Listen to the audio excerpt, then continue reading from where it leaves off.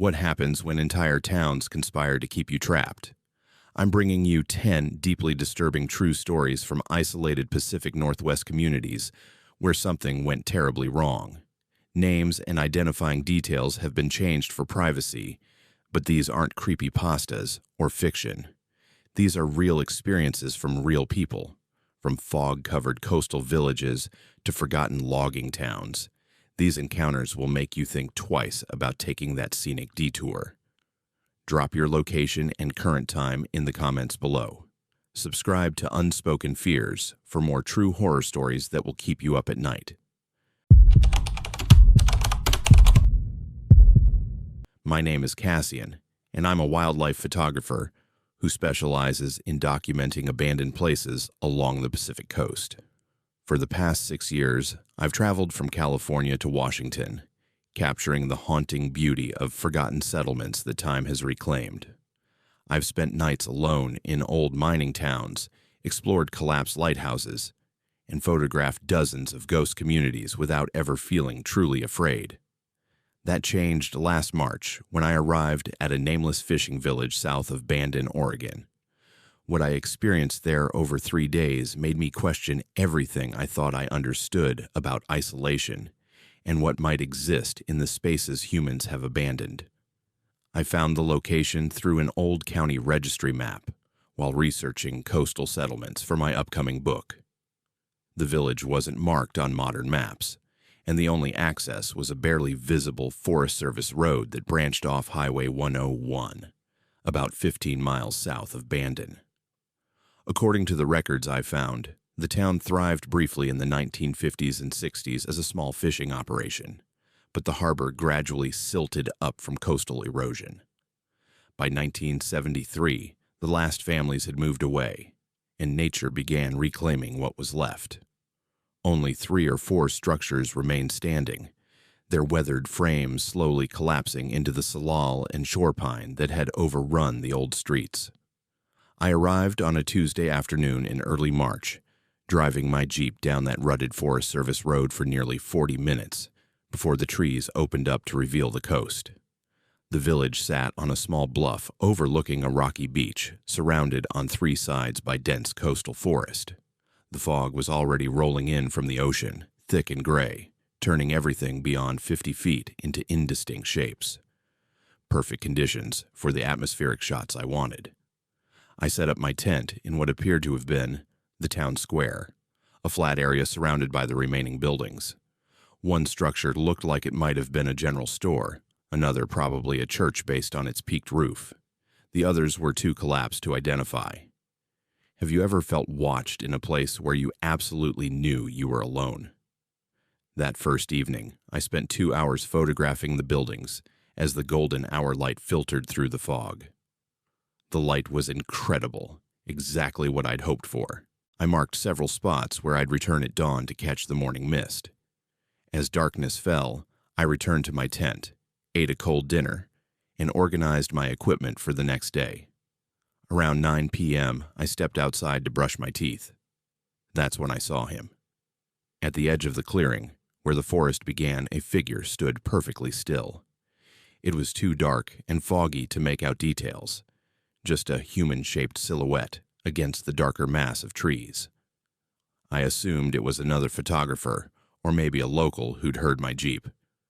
I called out a greeting. No response. The figure didn't move at all. I grabbed my flashlight and shone it directly at the spot. In the beam, I could see it was definitely a person, but the light seemed to make them even harder to see somehow, like they absorbed it. They wore what looked like dark clothing, and they were facing me, but I couldn't make out any facial features. I kept the light on them for maybe 30 seconds, feeling increasingly uncomfortable. They never moved, never acknowledged the light, never responded to my repeated hellos. Eventually, I went back into my tent, telling myself it was probably just some local who didn't appreciate tourists in their old town, but I couldn't shake the wrongness of how still they'd been. No shifting weight, no movement at all, like a statue. I barely slept that night. Every sound made me tense. Around 3 a.m., I heard footsteps circling my tent, the soft crunch of feet on the overgrown grass and gravel. They moved slowly, deliberately, making a complete circuit before stopping. I lay frozen in my sleeping bag, hand on my bear spray, listening. Nothing else happened. Eventually, exhaustion took over, and I dozed off. Dawn came gray and cold. I unzipped my tent and immediately noticed my tripod had been moved. I'd left it set up about 10 feet from my tent, pointed toward the old church building. Now it stood in a completely different position, aimed back at my tent. The camera was still attached, seemingly undamaged. My hands shook as I checked the memory card. The last photo I'd taken was from the evening before. Nothing had been shot during the night, but someone had moved my equipment. What walks through abandoned places after dark, rearranging things for reasons we can't understand? I should have left then. That's what any reasonable person would have done. But I'm stubborn, and I'd driven 5 hours and hiked that terrible road to get those morning shots. I convinced myself there was a logical explanation. Maybe some local kids playing pranks. Maybe the wind had knocked the tripod over, and it had landed upright in a different spot. I spent that Wednesday photographing, getting some truly spectacular images of the fog rolling through the collapsed buildings. But throughout the day, small things kept happening. I'd set my lens cap on a rock, turn to adjust my camera, and turn back to find it moved 3 feet away. My water bottle would be on the opposite side of my camera, bag from where I'd placed it. Once, I put my notebook down on a windowsill inside the old store building. I walked to the other side of the room to check an angle, no more than 20 seconds. When I went back for the notebook, it was gone. I found it outside the building, lying in the grass. Each time I was alone, I checked. I walked the entire perimeter of the village multiple times. My Jeep was the only vehicle. There were no fresh tire tracks on that Forest Service road. No boats on the beach. No hikers. Just me in the fog and those collapsing buildings. And every time I checked the tree line, I saw that figure. Different locations each time. Sometimes at the north edge of the clearing, sometimes south. Once, I could swear it was standing on the roof of the collapsed church, though that was impossible. The roof was barely intact. The figure never moved while I watched it. The moment I looked away, even for a second, it would be somewhere else. I started feeling like I was losing my mind. I stopped taking photos and just sat by my tent watching.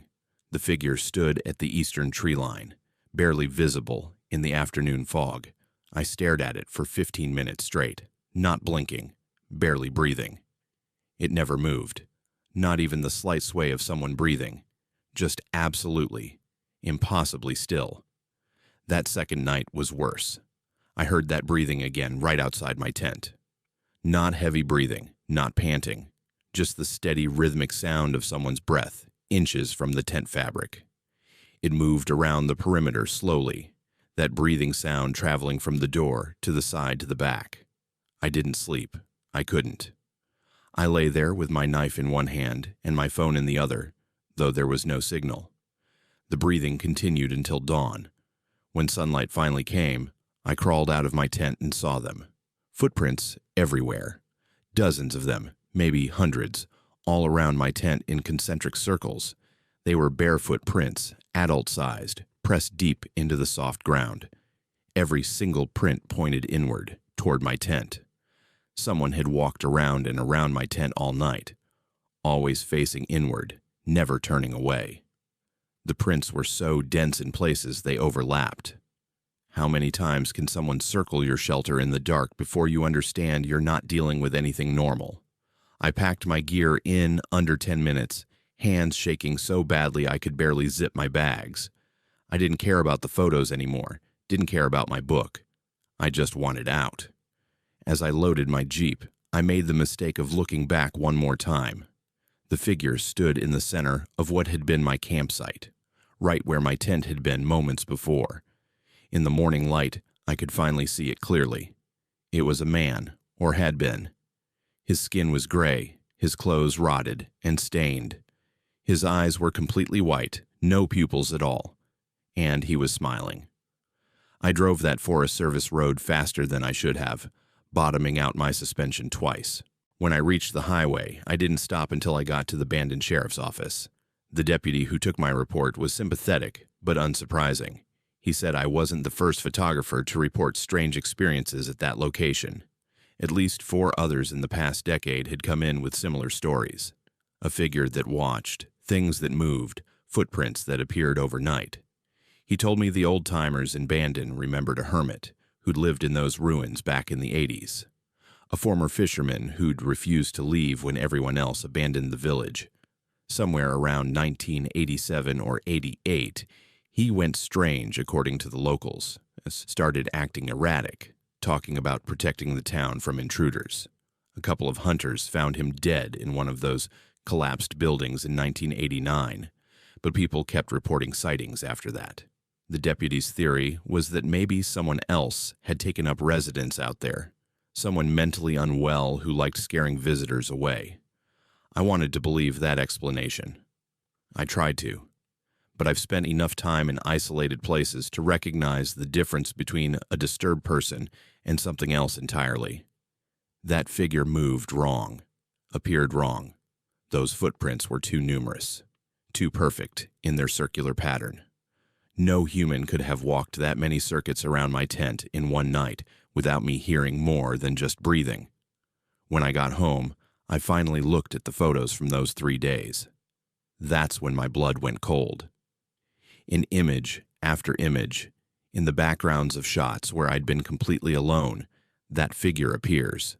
Standing behind buildings, visible in doorways, once almost directly behind where I'd been standing based on the angle. In every photo, it's staring directly at the camera. In the very last photo I took, a shot of the morning fog over the beach, you can see it standing in the surf, water up to its knees, facing the shore, facing where I'd been. I've been a professional photographer for over a decade. I understand pareidolia, how our brains see faces in random patterns. I know about camera artifacts and fog creating illusions. These weren't illusions. The figure is clear in every shot, undeniably there, undeniably watching me the entire time. I was never alone in that village, not for a single moment. I deleted the photos from my website. I removed that location from my book project. I've avoided abandoned coastal towns ever since. Whatever remains in that nameless village south of Bandon, whether it's the spirit of that hermit or something older that predates the fishing town entirely, it doesn't want visitors. It wants to be left alone with its fog and its collapsed buildings, and its vigil over a place that no longer exists. Sometimes late at night, I still think about those concentric circles of footprints, all facing inward toward where I slept. I think about that smile, and I wonder how many other photographers or hikers have camped in that clearing, and whether they all made it back out to tell their stories. The deputy mentioned 4 reports, but how many people never reported anything? How many just disappeared into that fog, becoming part of whatever haunts those ruins? I'll never know, and I never want to find out. My name is Thea, and I've worked as a traveling nurse for 7 years. I've taken contracts in rural clinics across Washington, Oregon, and Idaho, places where healthcare workers are scarce, and the pay reflects the desperation. I've treated loggers with mangled hands, handled overdoses in towns with no hospitals, and worked shifts where I was the only medical professional for 50 miles. I thought I'd seen every kind of rural hardship and isolation. Then I took a 6-week contract at a clinic in the Cascade foothills, in a town I'm not going to name. What I discovered there wasn't just medical neglect or poverty. It was something that had been growing in that community for decades, something that marked people, and by the time I understood what was happening, it had already marked me too. The contract came through my usual agency in early February. 6 weeks at a rural clinic serving logging communities, decent pay, housing provided. The town had a population of about 400 3 hours east of Seattle, tucked into a valley where the Cascades begin their dramatic rise. According to the listing, the clinic desperately needed coverage while their regular nurse practitioner recovered from surgery. They'd been without consistent care for 2 months. The housing was described as rustic but comfortable, an apartment in a converted company dormitory from the town's heyday. I arrived on a gray Monday morning, driving through endless corridors of Douglas fir and hemlock. The town appeared suddenly as the road descended into a narrow valley. Everything about it felt frozen in the 1950s. Identical small houses lined geometric streets, all painted in faded company colors of cream and forest green. A massive brick building dominated the valley floor, the old lumber mill, its windows empty and dark. Newer chain-link fencing surrounded it, topped with barbed wire and plastered with bright orange keep-out signs that looked recently installed. My apartment was on the 3rd floor of what had clearly been worker housing, a long brick building divided into units. The apartment was clean but dated, with linoleum floors and metal frame windows that rattled when the wind blew. My neighbors were quiet. I rarely saw anyone in the halls, though I could hear people moving around at odd hours, always after midnight. The clinic sat at the edge of town, a low building added sometime in the 80s based on its architecture. The director, a woman named Patricia, who looked to be in her 60s, gave me a brief orientation. She seemed relieved I'd arrived, almost desperately so. She explained that the town was close-knit and that some patients might be reserved with outsiders. She emphasized that I should focus on immediate medical concerns and not pry into family histories or local matters. That phrase, local matters, was delivered with an edge that made it clear it wasn't a suggestion. When an entire town shares the same medical complaint going back decades, at what point does it stop being coincidence? My first week of patients revealed patterns that made me increasingly uncomfortable. At least 60% complained of sleep disturbances. Not just occasional insomnia, but severe night terrors, sleepwalking, and what they described as bad dreams about the mill. These complaints appeared across all age groups. Children as young as 5, adults in their 80s. Everyone reported variations of the same thing. Dreams of being underground, of smoke and chemicals, of voices calling from beneath the earth. I started reviewing the clinic's records, going back through decades of files stored in the basement. The sleep complaints weren't new.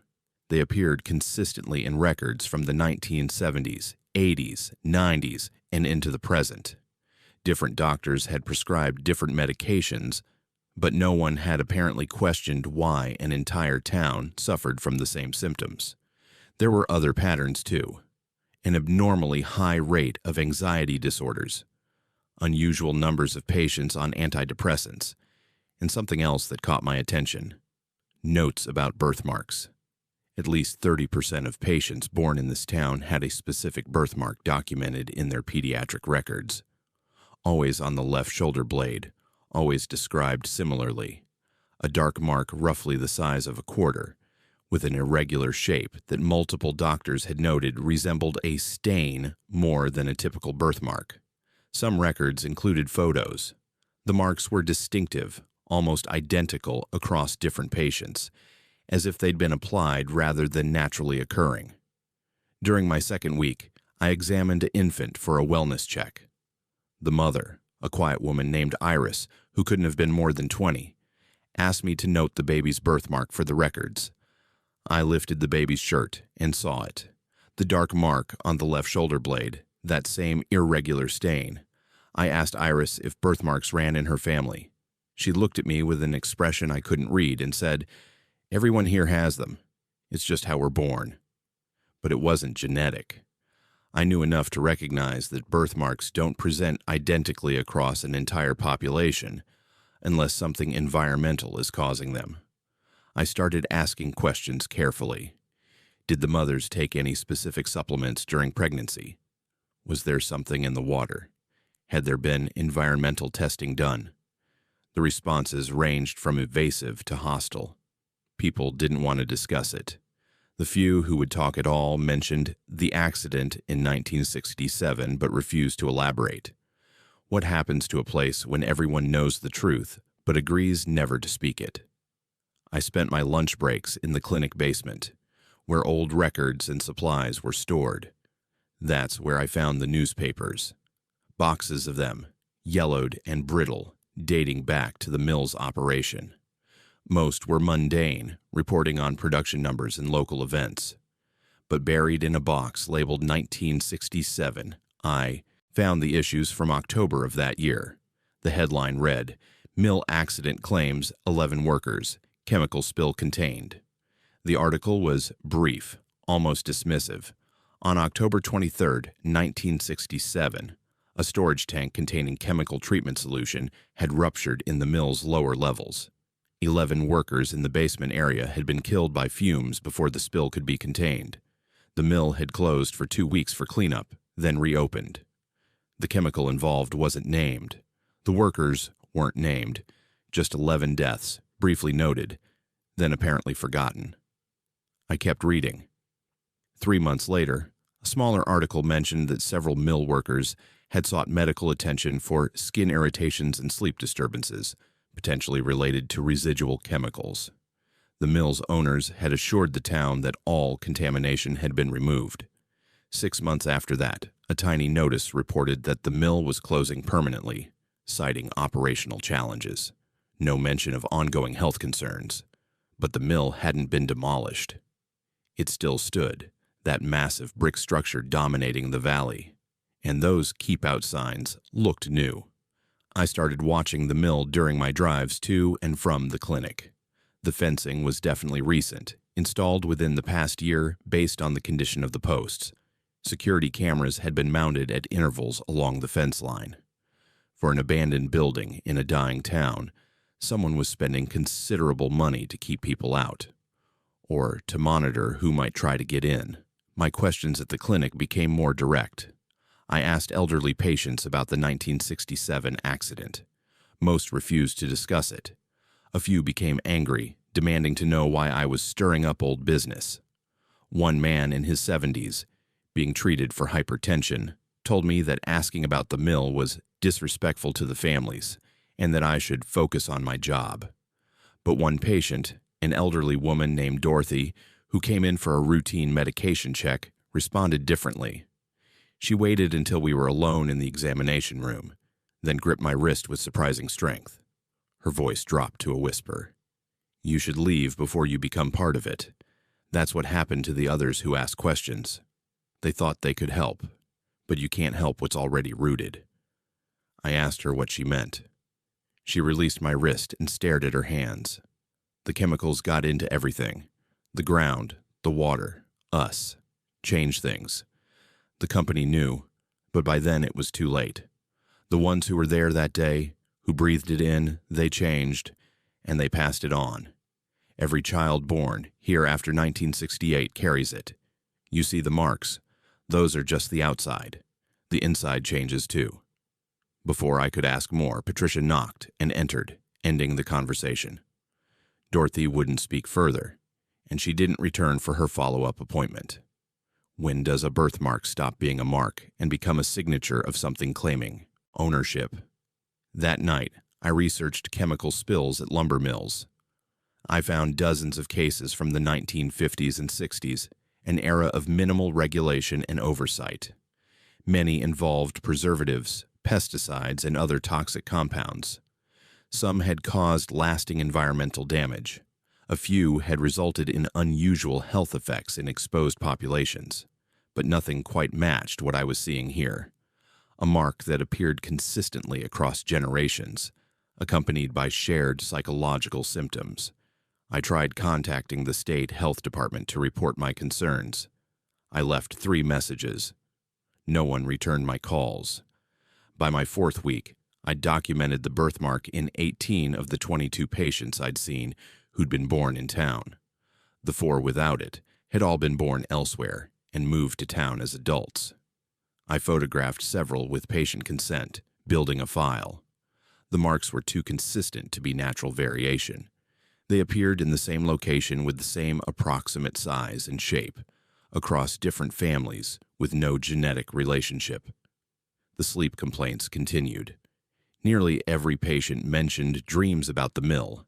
Several described identical imagery, walking downstairs into darkness, the smell of chemicals, voices calling from below. One teenager told me she'd dreamed of being underground since she was a child, even though she'd never been inside the mill. "We all dream it," she said. "Everyone does." My own sleep began deteriorating. I attributed it to stress at first, the unsettling nature of what I was uncovering. But the dreams that came were specific. I was walking through the mill, down concrete stairs into basement levels. The air was thick and chemical sweet.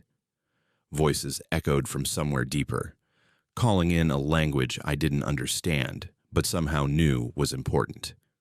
I needed to go down further. Something was waiting. I started waking at 3 a.m. consistently, heart racing, the smell of chemicals lingering in my nose, even though my apartment smelled only of dust and old wood. I began dreading sleep. On a Thursday morning of my 5th week, I woke with an ache in my left shoulder. The skin felt tender, sensitized. I twisted in front of the bathroom mirror and saw it. A dark mark on my left shoulder blade, exactly where all the others had theirs. It hadn't been there the day before. I knew my own body. This was new. The mark was about the size of a quarter, irregular in shape, darker than any normal birthmark. It looked exactly like the marks I'd been documenting in patient files. I felt my stomach drop. I'd been in town less than 5 weeks. This wasn't possible. I called in sick and spent the day researching medical literature on acquired skin changes, contact dermatitis, anything that might explain a sudden darkening of skin in such a specific pattern. Nothing fit. Birthmarks are congenital. They don't appear on adults. But this had appeared, and it looked identical to marks that were supposedly present from birth in people who'd lived here their entire lives. Patricia called around noon, asking when I'd return. I told her I needed to break my contract early, that a family emergency required me to leave. Her response was strange. She said she'd been hoping I would stay and complete the transition. When I asked what she meant, she said the clinic would provide observation and support during my adjustment period. She said the others who'd left early had regretted not understanding what they were becoming part of. I packed that afternoon and left without returning to the clinic. As I drove out of town, I looked back at the mill. In the failing light, I could swear I saw lights moving in the lower windows, even though the building had been abandoned for decades. The mark faded over the next 3 weeks after I left. It didn't disappear completely, but lightened to a faint discoloration, barely visible. It left a scar, a reminder of what had started to happen. The dream stopped. The 3 a.m. waking stopped. Everything normalized once I was far enough away. 2 months later, I found an online forum for traveling medical workers. In a thread about strange assignment experiences, I found 4 posts from different people who'd worked in that same town. All described similar experiences: the birthmarks, the sleep complaints, the hostile responses to questions about the mill. 2 reported developing marks themselves before leaving. One mentioned being pressured by the clinic director to stay for observation. Another wrote that they'd reported their concerns to the state health department and never received a response. The most recent post was from someone who'd worked there 6 months before me. They wrote, "Whatever happened at that mill didn't end in 1967. It's still there, in the ground, in the water, in the people.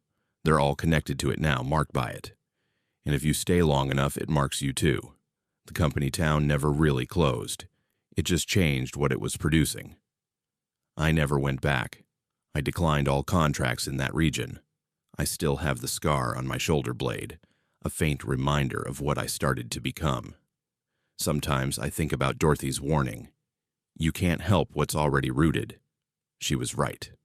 Whatever happened in that mill basement in 1967, it took root in that town, in its people, and it's still growing. The birthmarks aren't just marks. They're claims of ownership, signs that something beneath that town has marked its people as belonging to it. And for 3 weeks, I almost became one of them. My name is Stone, and I've been driving long-haul routes up and down the West Coast for 15 years.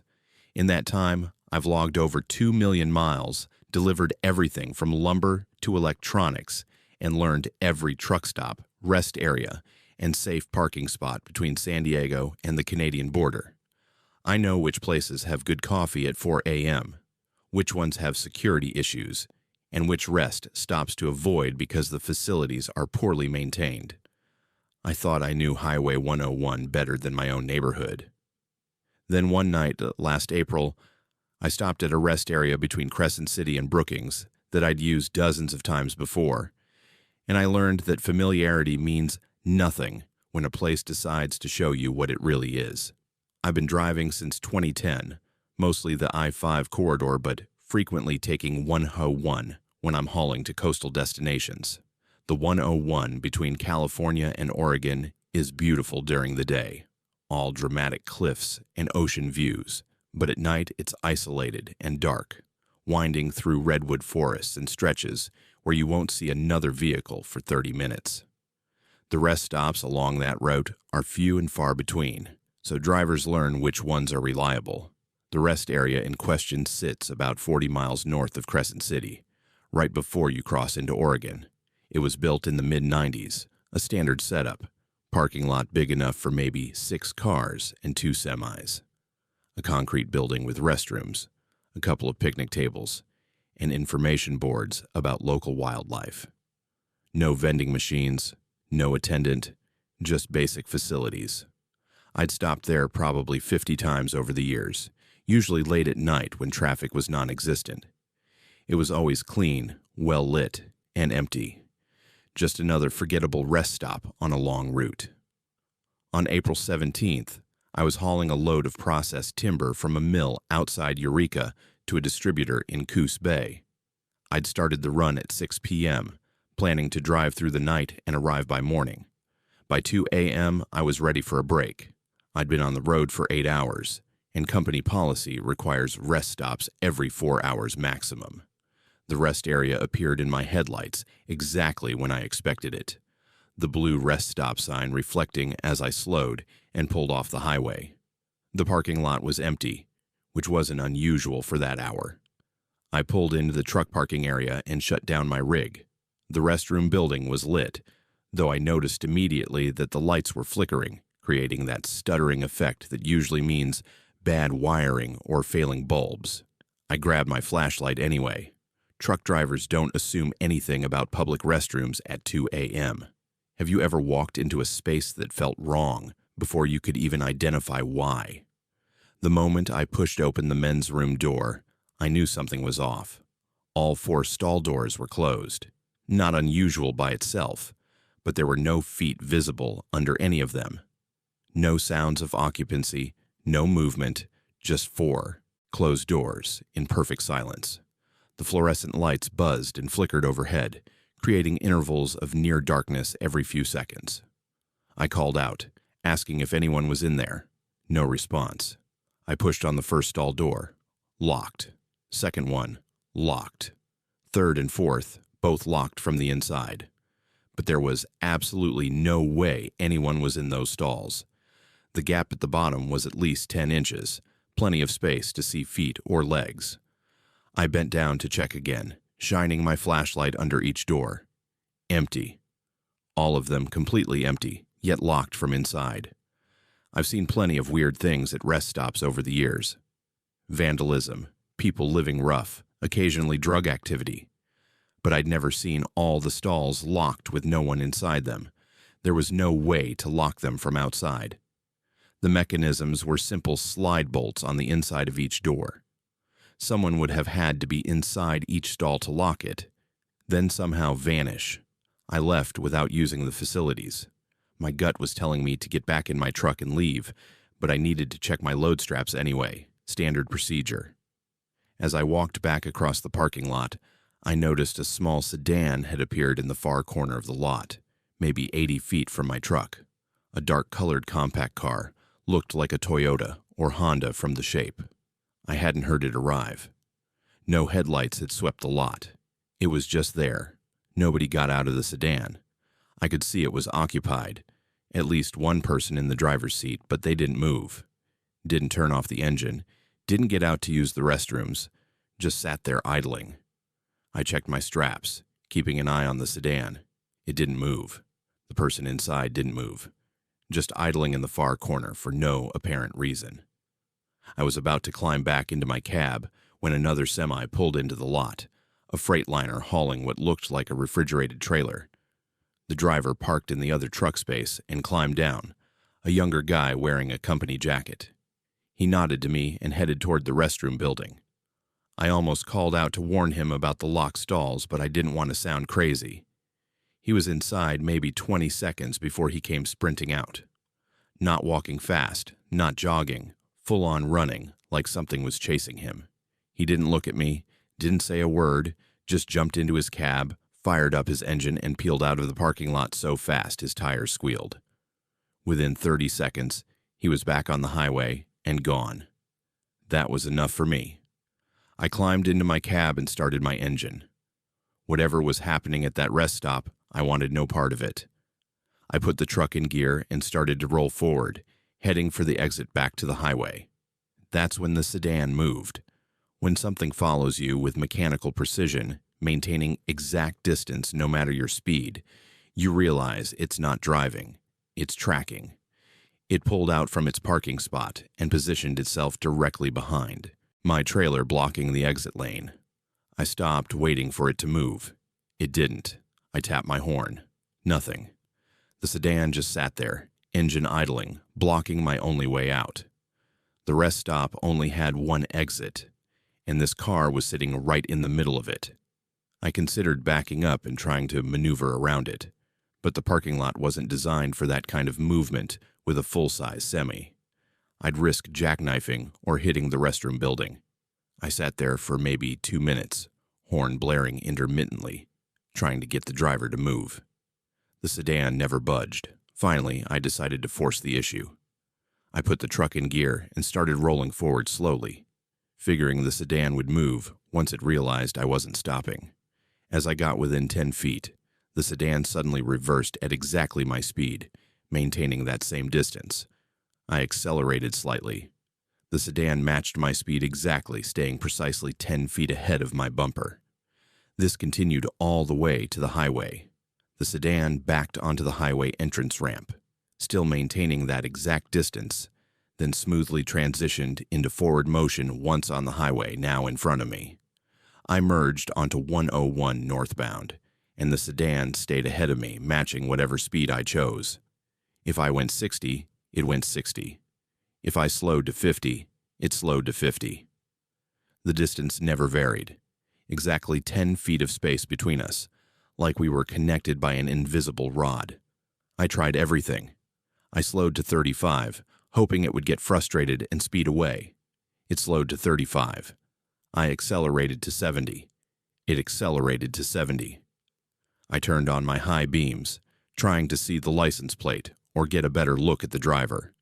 The plate was there, but something about it wouldn't come into focus. The numbers and letters seemed to shift and blur no matter how I looked at it. The driver remained a dark silhouette, no details visible. This continued for 40 miles. 40 miles of the sedan maintaining that exact distance, matching my every speed change perfectly. No human driver could maintain that kind of precision. I know professional drivers who couldn't keep that consistent A spacing for 40 miles. But this sedan never wavered, not by a foot. I tried calling 911 on my CB radio. No response. Tried my cell phone. No signal, even though I'd had 3 bars when I'd stopped at the rest area. I was completely alone on that highway with this sedan in the dead hours before dawn, with no way to call for help. Other vehicles appeared occasionally, passing in the opposite direction. I tried flashing my lights at them, hoping someone would notice something wrong and call authorities. None of them stopped or responded. The sedan ignored them completely, focused only on maintaining its position relative to my truck. Around 5:30 a.m., with dawn starting to lighten the eastern sky, we passed a scenic viewpoint.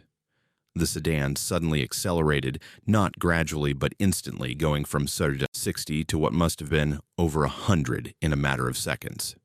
It shot ahead, took the next left turn onto an unmarked Forest Service road, and vanished into the trees. One moment it was there, the next it was gone. No brake lights, no gradual turn, just instant disappearance. I pulled over at the next safe spot and sat there shaking for 20 minutes. When my hands were steady enough, I drove to the Oregon State Police Station in Brookings and filed a report. The officer who took my statement didn't seem surprised. He asked me to describe the rest stop location, and when I did, he nodded like he'd heard it before. He told me 3 people had vanished from that rest stop in the past decade. 3 separate incidents, years apart. In each case, their vehicles were found days later in the rest stop parking lot, locked from the inside, windows up, keys in the ignition. The vehicles were always found empty. No signs of struggle, no blood, no evidence of foul play. The people were simply gone. The officer mentioned that Highway Patrol had installed security cameras at that rest stop twice. Both times, the cameras malfunctioned within a week. They'd record normally, then suddenly all footage would be corrupted, showing only static or distorted images. Technical experts couldn't explain it. The cameras worked perfectly when tested away from that location. He said the state transportation department had discussed closing the rest stop, but budget constraints prevented demolition. It would cost over $100,000 to remove the building and repave the area, so it stays open, a rest stop that people vanish from, marked on maps as if it's safe. How do you close a place that refuses to stay closed, that keeps drawing people in no matter how many warnings are posted? I asked about the sedan. The officer's expression changed. He asked me to describe it again. When I finished, he pulled out a file and showed me photographs. 3 different vehicles had been found abandoned at that rest stop over the years. One was a dark blue Honda Accord, matching the general description of what had followed me. The officer said witnesses in other incidents had reported seeing that same sedan. Sometimes it appeared in the parking lot when no one had seen it arrive. Sometimes it followed people for miles. One truck driver reported being followed all the way to Eugene, over 200 miles, before the sedan vanished. The license plate had never been successfully recorded. Every photo of it came out blurred. I thanked him and left. I filed my own incident report with my company, detailing what happened. My dispatcher was skeptical, but noted it in my file. Since then, I've talked to 4 other drivers who've had experiences at that same rest stop. 2 reported locked bathroom stalls with no one inside. One saw the sedan appear in the parking lot and left immediately. Another was followed for 30 miles before the sedan disappeared. I now plan my routes to avoid that section of Highway 101 entirely. If I have to drive it, I make sure my fuel and bladder situation allows me to skip that rest stop completely. I'll drive an extra hour to reach a different facility rather than stop there again. Other drivers I've warned do the same. There's an unofficial understanding among long-haul guys who run that route. Skip that rest stop no matter what. The thing that haunts me most isn't the locked stalls or even being followed. It's the precision. That sedan maintained exact distance for 40 miles. No variation, no mistakes, perfect consistency. That's not how humans drive. That's not how anything alive drives. It was like being tracked by something that understood vehicles but didn't operate within normal physical rules. I keep thinking about those 3 people who vanished. Where did they go? Are they still somewhere in those woods around the rest stop? Did they get into that sedan willingly, or did something else happen? The officer said the vehicles were locked from inside, which means the people locked themselves in, or something locked them in to create that appearance. I've driven past that rest stop a few times since, always during daylight, always without stopping. Each time, it looks perfectly normal. Clean facilities, informational signs, picnic tables. Nothing about it suggests danger, but I know better now. Some places look safe, feel safe, appear on maps as safe, and they're not. They're waiting.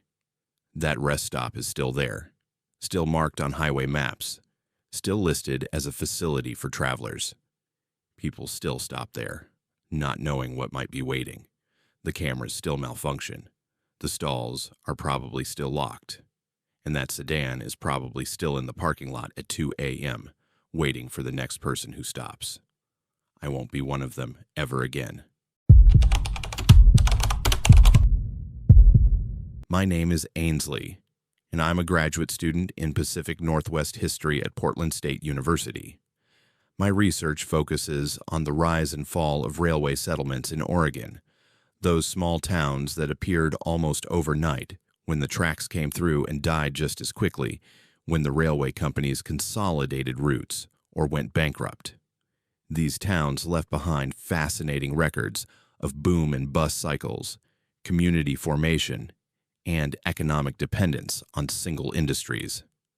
I'd spent 2 years researching when I found references to a town in the Willamette Valley that seemed perfect for my thesis. A railway hub that thrived from the early 1900s to the mid-1900s before declining into near abandonment. The Historical Society there operated from an old train depot and supposedly maintained extensive archives. I thought I'd found the ideal case study. Instead, I found evidence of something that people in that town had kept hidden for decades.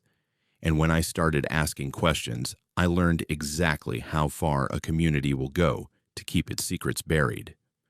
The town sits about 40 miles south of Eugene, population now around 600, down from nearly 3,000 in its peak years. The railway came through in the early 1900s, and the town grew rapidly as a switching station, where logging trains from the surrounding forests connected to main lines heading to Portland and San Francisco. The depot, a beautiful brick building with ornate details typical of that era's railway architecture, served as the town's heart. When the railway consolidated operations decades later, routing trains through larger hubs, the town lost its purpose. The depot closed. Population declined steadily. By the 1980s, it had become one of those places people drive through without noticing. A few blocks of aging buildings surrounded by farmland and second-growth forest. But the Historical Society, founded by longtime residents, had preserved the depot and maintained what they claimed was a comprehensive archive of town history. I contacted them in September, explaining my research and requesting access to their records. A woman named Dorothy, who identified herself as the volunteer archivist, responded enthusiastically. She said they rarely had academic researchers and would be happy to help. We arranged for me to visit on a Tuesday in early October. The society was only open by appointment, and Dorothy would personally assist with the archives. I arrived on a gray October morning, the kind of day where low clouds make everything feel close and oppressive. The depot was beautiful, its brick facade weathered but intact, the old railway platform still visible along one side. Dorothy met me at the door, a woman in her 70s with white hair pulled into a tight bun and sharp blue eyes that assessed me carefully. She seemed friendly but formal, the kind of person who values proper procedures and respect for history. She gave me a brief tour of the main floor, which had been converted into a small museum displaying railway memorabilia, old photographs, and artifacts from the town's history. Everything was meticulously organized and labeled. Dorothy clearly took her role seriously. Then she led me to a door marked Archives, Researchers Only, and down a steep staircase into the basement.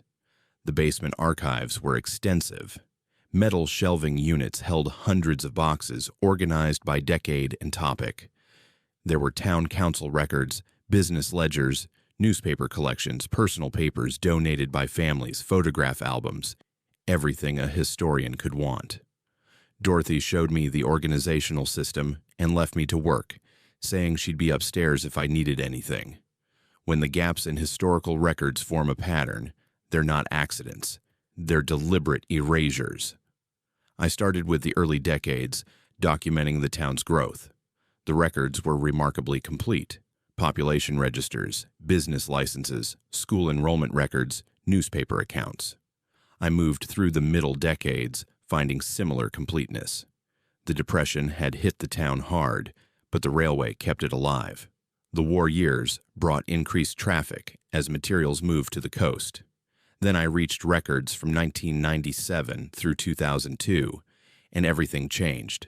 The documentation from those years was incomplete, not just sparse, but obviously deliberately incomplete. File boxes labeled for those years were mostly empty. The town council minutes had pages torn out. The newspaper collection had gaps where issues were missing. Photograph albums from that period had empty spaces where pictures had been removed, the mounting corners still visible on the pages. I went back upstairs and asked Dorothy about the missing materials. Her friendly demeanor shifted immediately. She became evasive, saying that some records had been damaged by water leaks or lost during moves. When I pointed out that the missing materials seemed concentrated in a specific 5-year period, she said flatly, "Some things stay buried for good reasons," and changed the subject. I returned to the basement, now specifically looking for anything from those missing years. That's when I found it, tucked behind other boxes on a high shelf. A manila envelope labeled only with October 1999 in faded pencil. Inside was a single photograph, clearly hidden rather than archived properly. The photograph showed a large gathering of people, maybe 100 or more, crowded around the railway tracks near the depot. Everyone faced the same direction, looking toward the railway bridge visible in the background. The image quality was decent. A print from the late 90s, clear enough to see details. People were dressed casually but formally, like they were attending some kind of ceremony or event. The date written on the back read October 23, 1999. But what made my hands shake was the background. Hanging from the railway bridge, clearly visible in the photograph, was something large. At first glance, it might have been decorations or banners, but the shape was wrong. The proportions were wrong. I used my phone to zoom in on the image. They were bodies, multiple bodies hanging from the bridge structure. And the crowd below wasn't protesting or horrified. They were watching. Some appeared to be smiling. I sat there in that basement trying to make sense of what I was seeing. This was recent history, not something from a century ago. This happened when I was a child. People in this photograph were probably still alive, still living in this town. I took several photos of the image with my phone, making sure to capture every detail. I kept searching and found more. Wedged between boxes was a folder containing coroner's reports from 2000. 23 deaths, all listed as accidental. The names were clearly not local, based on their origins listed in the reports. People from California, Washington, even a few from out of state, all described as transients or recent arrivals. All died within a 3-month period in late 1999 and early 2000. The causes of death varied: falls, exposure, misadventure. But the pattern was clear. 23 outsiders, all dead within months of each other, all in this small town. How does an entire community agree to forget the same atrocity, to erase it so completely that even their records bear the scars of removal? I heard footsteps on the stairs. Dorothy descended slowly, her expression cold. She'd known I'd found something. Maybe she'd been watching on a security camera. She walked straight to me and saw the coroner's report in my hands. "You need to leave," she said. Her voice was different now, harder. "Those records aren't part of the public archive." I told her these were official documents, public records that should be accessible. She stepped closer, and I saw something in her eyes that made me genuinely afraid. "The families of those involved still live here," she said quietly. "They're on the town council. They run the businesses. They're the sheriff's deputies. You're a stranger asking questions about things that were settled a long time ago. Do you understand what I'm telling you?" I understood. I was being threatened. I gathered my things quickly, but not before photographing several more pages of the coroner's report, and 2 additional images I found showing the railway bridge with those bodies. Dorothy watched me the entire time, her expression never changing. As I walked to my car, I noticed curtains moving in windows along the street. People were watching. My car, which I'd parked in front of the depot, had been blocked in by a pickup truck. I had to go back inside and ask Dorothy to have it moved. She made a phone call, and 5 minutes later, a man in his 50s moved the truck without saying a word to me. He stared at me the entire time with an expression that made my skin crawl. I drove straight out of town, checking my rearview mirror constantly. A sheriff's patrol car followed me to the county line, staying exactly 2 car lengths behind, never closer, never farther. Only when I crossed into the next county did it turn around and head back. I reported what I'd found to my thesis advisor the next day. She listened to everything, looked at the photos I'd taken, and then advised me to drop this research angle entirely. When I asked why, she said that some communities have complicated histories, and that pursuing this could damage my academic career before it even started. She said I should focus on a different town, one with less sensitivity around historical events. I was furious, but also frightened. I'd seen enough to know this wasn't just about protecting reputations. Those photographs showed something organized, something the entire town had participated in, or at least witnessed. And they'd spent decades hiding it, removing every trace from official records. 3 months after my visit, I received a news alert. The Historical Society building had burned down. The fire was ruled accidental, caused by faulty electrical wiring in the basement. All the archives were destroyed. Dorothy, who'd apparently been working late that night organizing records, died in the fire. She was found in the basement near the archive shelves. The door to the basement stairwell had somehow become blocked during the fire, trapping her. 2 weeks after Dorothy died, I received an unmarked envelope at my apartment. Inside was a newspaper clipping from a Portland paper, dated November 2000. It was a small article about an investigation into missing persons along the Interstate 5 corridor. The article mentioned that at least 20 people had vanished from rest stops in small towns in Oregon over the previous year. The investigation had been closed due to lack of evidence. Someone had highlighted one sentence. Authorities believe most cases involved transients moving through the area who simply continued traveling elsewhere. Attached to the clipping was a handwritten note. They weren't traveling elsewhere. Stop asking questions. I changed my thesis topic completely. I now research coastal fishing communities, nothing to do with railways or inland towns. But I kept every photograph I took, backed up in 3 different locations. I spent months researching the town from a distance, using online records and newspaper databases. I found something that made everything even more disturbing. One of the family names I'd noted from the 1999 photograph, a name that appeared multiple times in those coroner's reports as a witness to several of the accidental deaths, belonged to someone currently serving as a county commissioner. Another family name belonged to the current sheriff. These weren't just any families. These were the people running the county now. I found online forums where people discussed missing persons cases from that period. Several mentioned that stretch of Interstate 5, how people seemed to vanish from small towns along that route. One forum user claimed their brother had disappeared after his car broke down near a railway town south of Eugene. The car was found abandoned, but the brother never was. The date was October 1999. I'll never know exactly what happened in that town. The photograph suggests a public execution, but of whom and why? Were these people targeted specifically, or were they random victims? Was it some kind of ritual or mob violence that got out of control?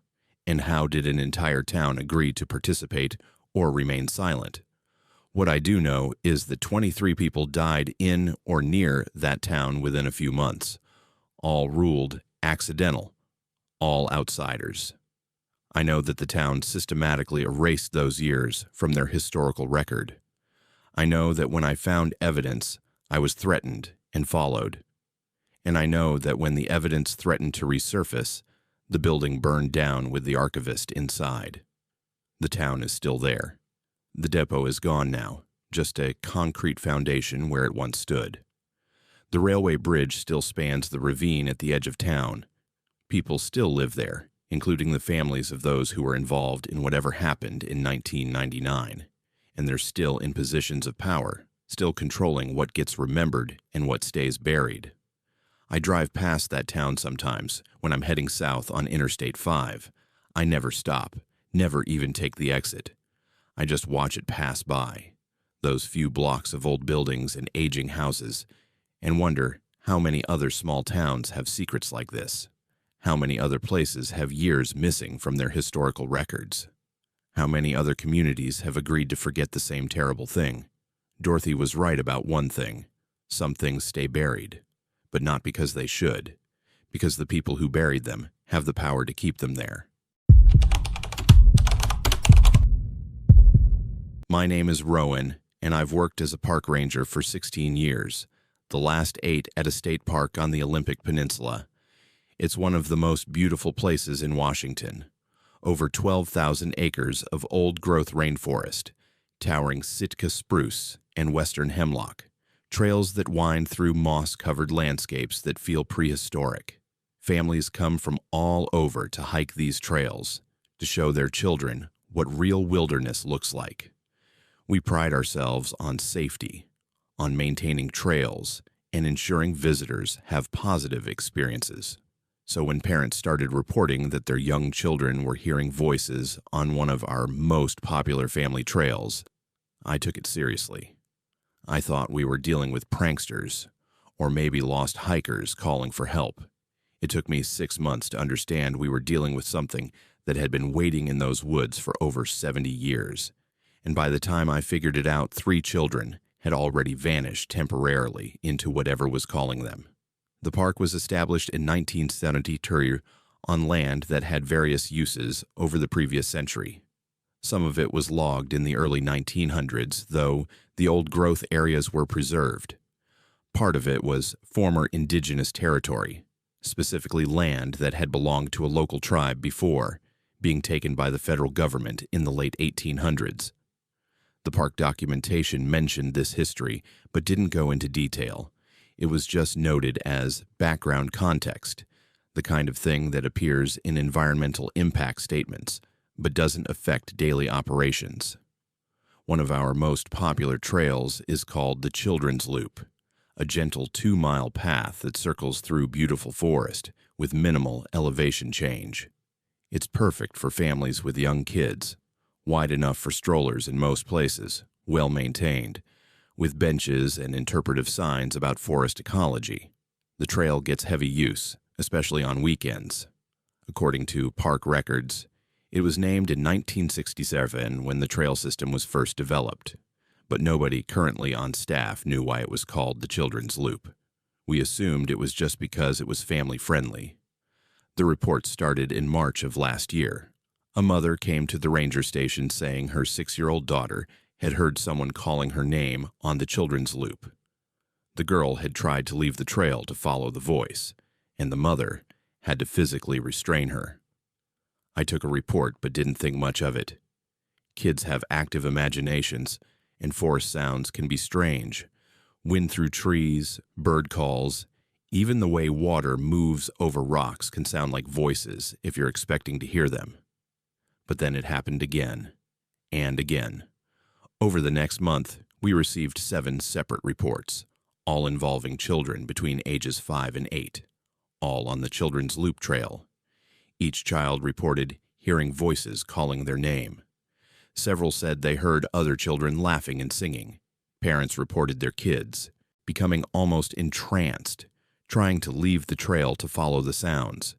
In 2 cases, children threw tantrums when parents wouldn't let them go into the forest. When multiple children hear the same impossible sounds in the same location, you're not dealing with imagination. You're dealing with something that knows how to call them. I started accompanying families on the trail, pretending to do routine patrols, but actually listening and watching. For 3 weeks, I heard nothing unusual. Forest sounds, occasional hikers passing by, normal wilderness ambiance. Then in late April, I was walking the trail with a family from Seattle, parents with a 7-year-old boy and a 5-year-old girl. About a mile into the loop, the little girl suddenly stopped and said, "Do you hear them singing?" I didn't hear anything. Neither did the parents. But the girl was adamant. She pointed off the trail into a restricted area of old-growth forest where visitors aren't allowed. "They're singing my name," she said. "They want me to come play." I knelt down and asked her what the song sounded like. She hummed a melody, something simple and repetitive, like a children's rhyme. Then her brother said he heard it too. Both children were staring into the forest, transfixed.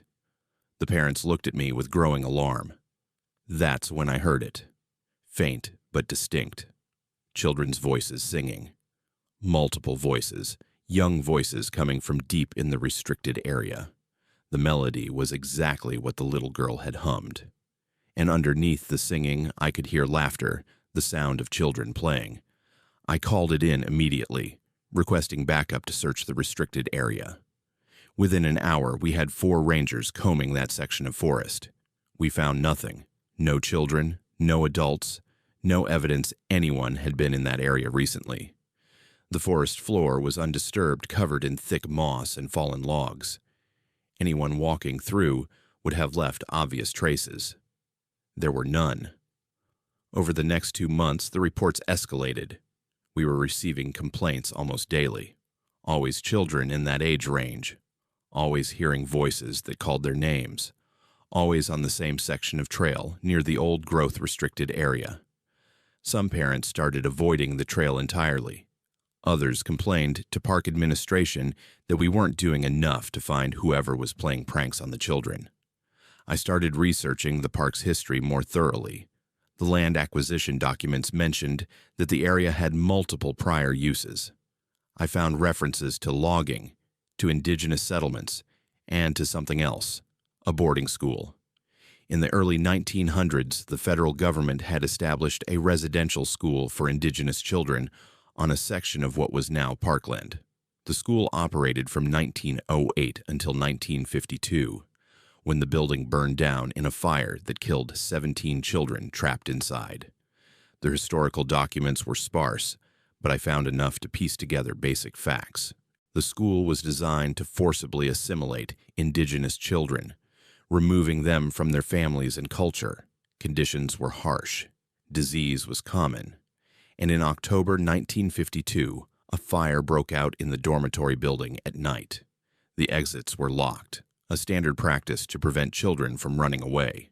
17 children died. The school never reopened. The ruins were eventually cleared, and the land was absorbed into what would become the state park. I mapped the school's location using old survey documents. My hands went cold when I saw it. The children's loop trail followed almost exactly the path those children would have walked daily from their dormitories to the school building. The section of trail where kids heard voices was directly adjacent to where the dormitory had stood. Some places don't forget trauma. They absorb it, hold it, and replay it for anyone sensitive enough to perceive. I reported my findings to park administration. They were uncomfortable with the information but unsure what to do with it. We couldn't exactly tell visitors. The children were hearing the ghosts of kids who died 70 years ago. We increased ranger presence on the trail, posted signs reminding people to stay on designated paths, and hoped the reports would decrease. They didn't. They got worse. In June, 3 separate incidents occurred within 4 weeks. Each time, a child between 5 and 8 years old briefly vanished from the children's loop trail. The first was a 6-year-old boy who disappeared while his family was taking photos at one of the scenic viewpoints. His parents turned around, and he was gone. We launched an immediate search, full protocol with multiple rangers, and volunteer search and rescue. We found him 40 minutes later, about a quarter mile into the restricted old growth area. He was standing in a small clearing, just standing there, staring at nothing. When we reached him, he seemed confused, disoriented. He couldn't explain how he'd gotten there or why he'd left the trail. He just said the other children had asked him to come play, and he'd followed their voices. He described walking with them, holding hands with a girl who told him her name. When we asked what name, he couldn't remember. He just said she was cold. Her hand was so cold. 2 weeks later, a 7-year-old girl vanished from the exact same section of trail. Same pattern. Family briefly distracted. Child gone. Found within an hour in the restricted area. She described following singing voices. Said she'd been playing hide-and-seek with other children in the forest. She couldn't explain why she hadn't responded when rangers were calling her name during the search. She said she couldn't hear us, only the other children. The third incident was the worst. A 5-year-old boy disappeared and wasn't found for nearly 3 hours. The search expanded to full emergency protocol, helicopter, dogs, over 30 people searching. We finally found him almost a mile from the trail, deep in the old growth where the ground is so thick with moss and fallen timber that walking is difficult even for adults. He was sitting beneath an enormous spruce tree, singing to himself. The song was in a language none of us recognized, but later research suggested it was a traditional song from the tribe whose children had attended that boarding school. The boy couldn't remember how he'd gotten there. He said he'd been at school, that the teachers had told them to line up. He kept asking where his mother was, why she hadn't come to get him from school. He was found wearing his jacket backwards, though his parents swore it had been on correctly when they'd started the hike. His shoes were on the wrong feet. After the third incident, park administration had no choice. They closed the Children's Loop Trail indefinitely, citing maintenance issues that required extensive work. The closure sparked immediate complaints. It was summer, peak season, and families who'd planned trips were upset. But we couldn't keep the trail open, not with children disappearing. I reached out to the local indigenous community, explaining what was happening. I was connected with an elder named Joseph, who agreed to visit the park. He walked the trail with me, stopping several times to stand silently and listen. At the section where most incidents had occurred, he stood for nearly 10 minutes, eyes closed. Finally, he said, "There's unfinished business here. The children who died were taken from their families twice. Once when they were sent to that school, once when they died in the fire. They were never properly mourned by their people. They weren't buried in traditional ways. They're still here, still waiting." I asked if there was anything that could be done. He performed a private ceremony that I wasn't permitted to witness, just him alone on the closed trail at dawn. When he finished, he told me the situation was acknowledged, but that the children might not be able to rest fully. "Some wounds run too deep," he said. "Sometimes all we can do is witness and remember. The dead don't always want vengeance or resolution. Sometimes they just want someone to remember they existed, that they suffered, that they mattered." The trail has remained closed for 3 years now. Park administration keeps saying they're working on reopening it, but they're not. There's no plan to reopen it. Too many people know what happened there, and nobody wants to be responsible for another child vanishing into those woods, following voices that shouldn't exist. I transferred to a different state park 2 years ago, partly for career advancement, but mostly because I couldn't keep walking past that closed trail, knowing what was waiting there. My replacement has received occasional reports from hikers who ignore the closure signs and walk the trail anyway. Their children still hear voices. They still hear singing, and some still try to follow it into the restricted forest. I get calls sometimes from parents whose children hiked that trail before it closed. Their kids have nightmares about the voices. Wake up singing songs in languages they don't know. Draw pictures of children playing in a forest that looks like the old growth area. One mother called me crying because her daughter, now 10, had told her she still hears the children calling her name sometimes, even though they live in California now, hundreds of miles away. The park installed new signage, explaining that the area was the site of a residential school and that 17 children died in a fire there. They included information about the boarding school system and its impact on indigenous communities. It's something, a form of acknowledgement, but it doesn't change what's happening in that forest. I've spent a lot of time thinking about those 17 children who died. They were taken from their families, forced into a place that tried to erase who they were. And then they died terrified and alone, locked in a burning building. Nobody was prosecuted.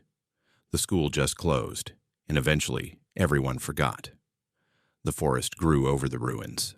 The trail was built where they used to walk to school every day, and now children visiting that forest hear them, playing and singing and calling names, trying to connect with someone, anyone, who might acknowledge they're still there. Maybe that's all they want, for someone to remember them, to know they existed, to understand they're still waiting for someone to come get them and take them home. The children's loop trail will probably never reopen. There's talk of rerouting it completely, creating a new family trail in a different section of the park. But that doesn't solve anything. Those children are still there in the old growth forest, still singing, still calling out to visitors who are young enough to hear them. And sometimes, late at night when I can't sleep, I wonder if closing the trail made things worse. At least when it was open, those children had contact with the living world, brief moments when someone would hear them and acknowledge their existence. Now they're completely alone in that forest, singing songs that nobody hears, calling names that nobody answers. I don't know if that's better or worse than what was happening before. I just know I couldn't keep working at a place where I had to walk past that trail every day, knowing what was waiting there in the silence. My name is Jensen, and I've worked maintenance at the county hospital in Astoria, Washington for 20 years. I've fixed burst pipes at 3 a.m., cleaned up things I'd rather not describe, and kept an aging building functioning long past when it should have been replaced. I'm not the kind of person who believes in ghosts or gets spooked easily. I deal with concrete problems, broken boilers, faulty wiring, leaking roofs.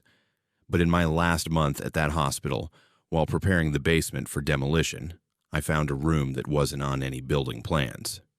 Inside that room were records of medical procedures that should never have happened, evidence of experiments conducted as recently as 2023, and something else, a presence that made every person who entered that room feel an overwhelming sense of dread they couldn't explain. The hospital was built in the 1980s, a typical design for that era. 3 stories of brick and concrete, with a full basement and sub-basement housing, mechanical systems, storage, and what used to be the morgue before a newer facility was added in 2015. The building had served the community well, but by 2024, it was showing its age.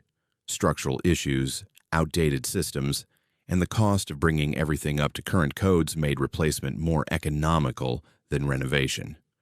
The county approved funding for a new hospital to be built on adjacent land, and my job was to prepare the old building for demolition. In January 2025, I started the basement inventory required before asbestos removal could begin. The process was straightforward. Document every room, identify hazardous materials, note anything that needed special handling. I had a 2-person crew helping me, both guys I'd worked with for years. We started on the main basement level, working through storage rooms, mechanical spaces, and the abandoned offices that various departments had used over the decades. The old morgue area was in the sub-basement, accessed by a concrete stairwell that descended 1 more level below the main basement.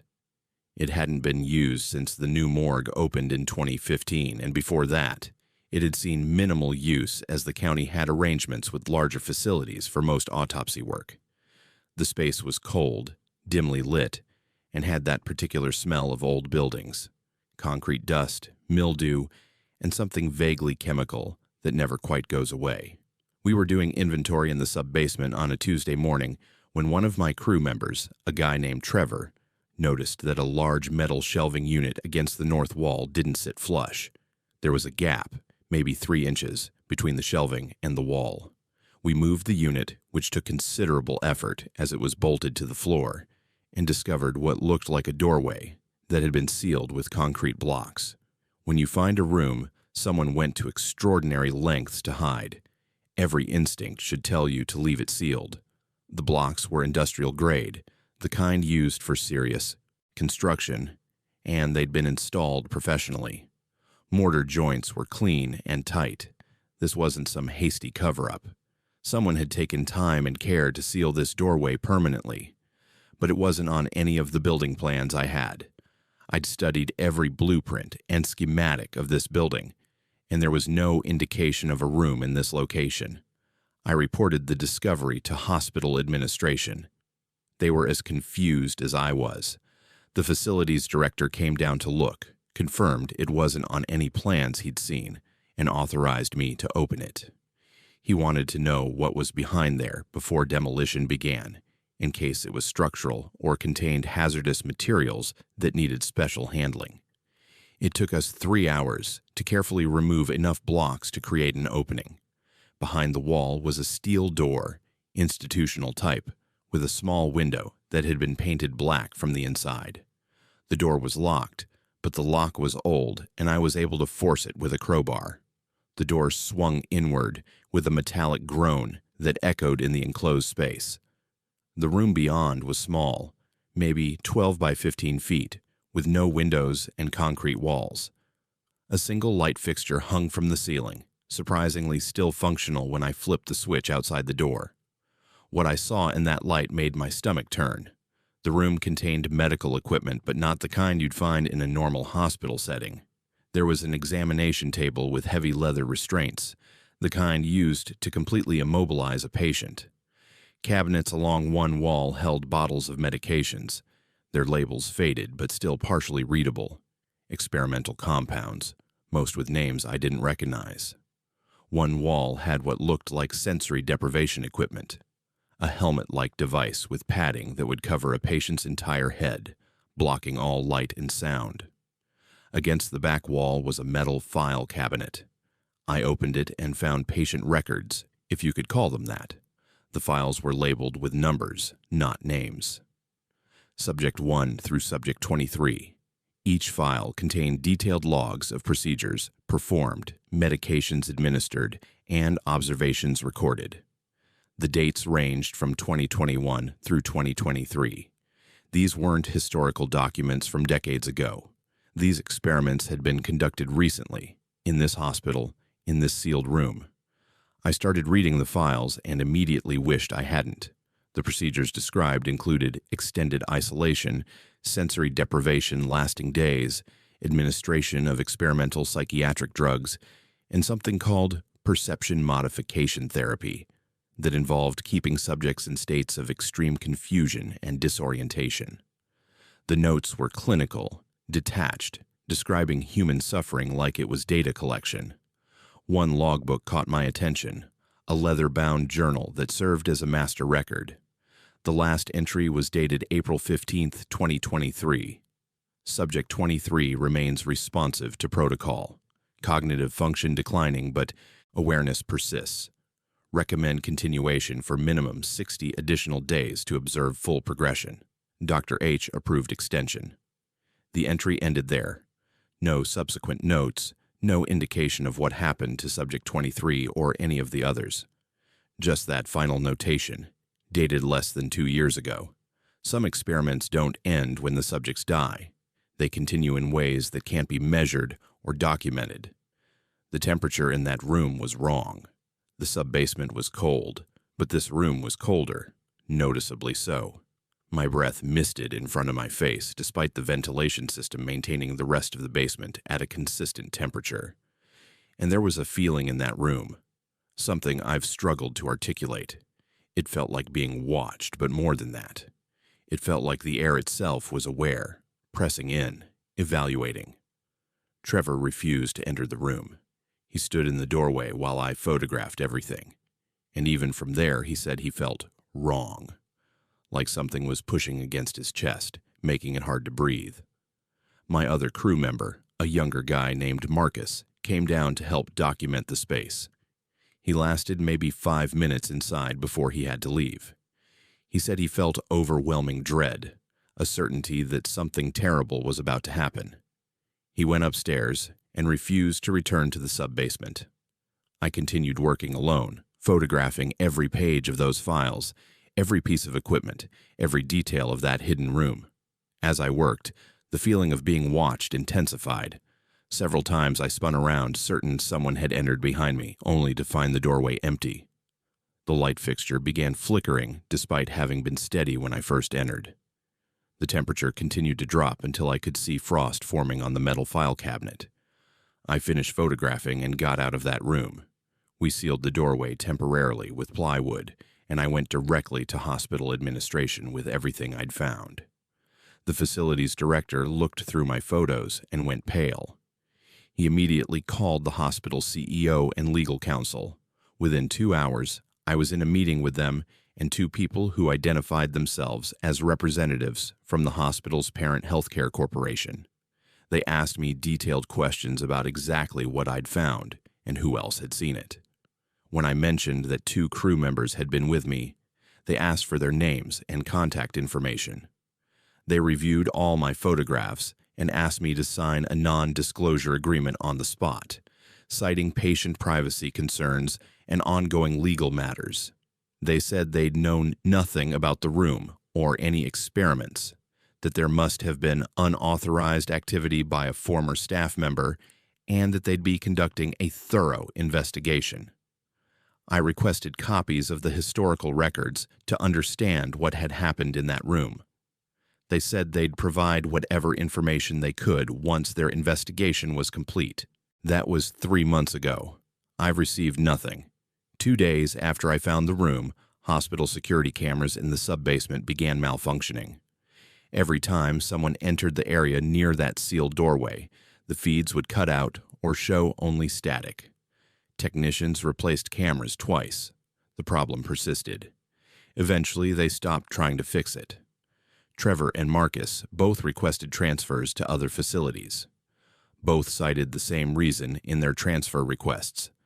They couldn't work in that building anymore, especially not in the basement.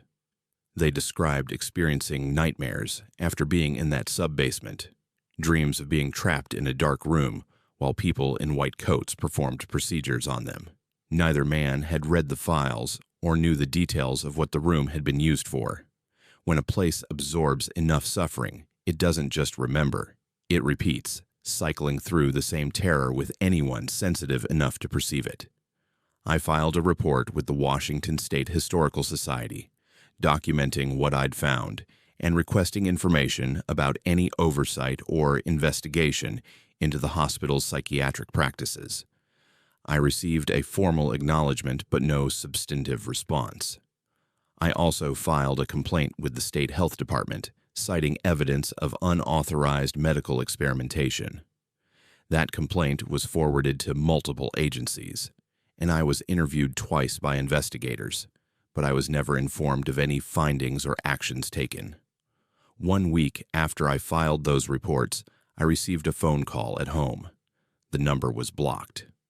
A man's voice, professional and calm, told me that I should let the dead rest and focus on my upcoming retirement.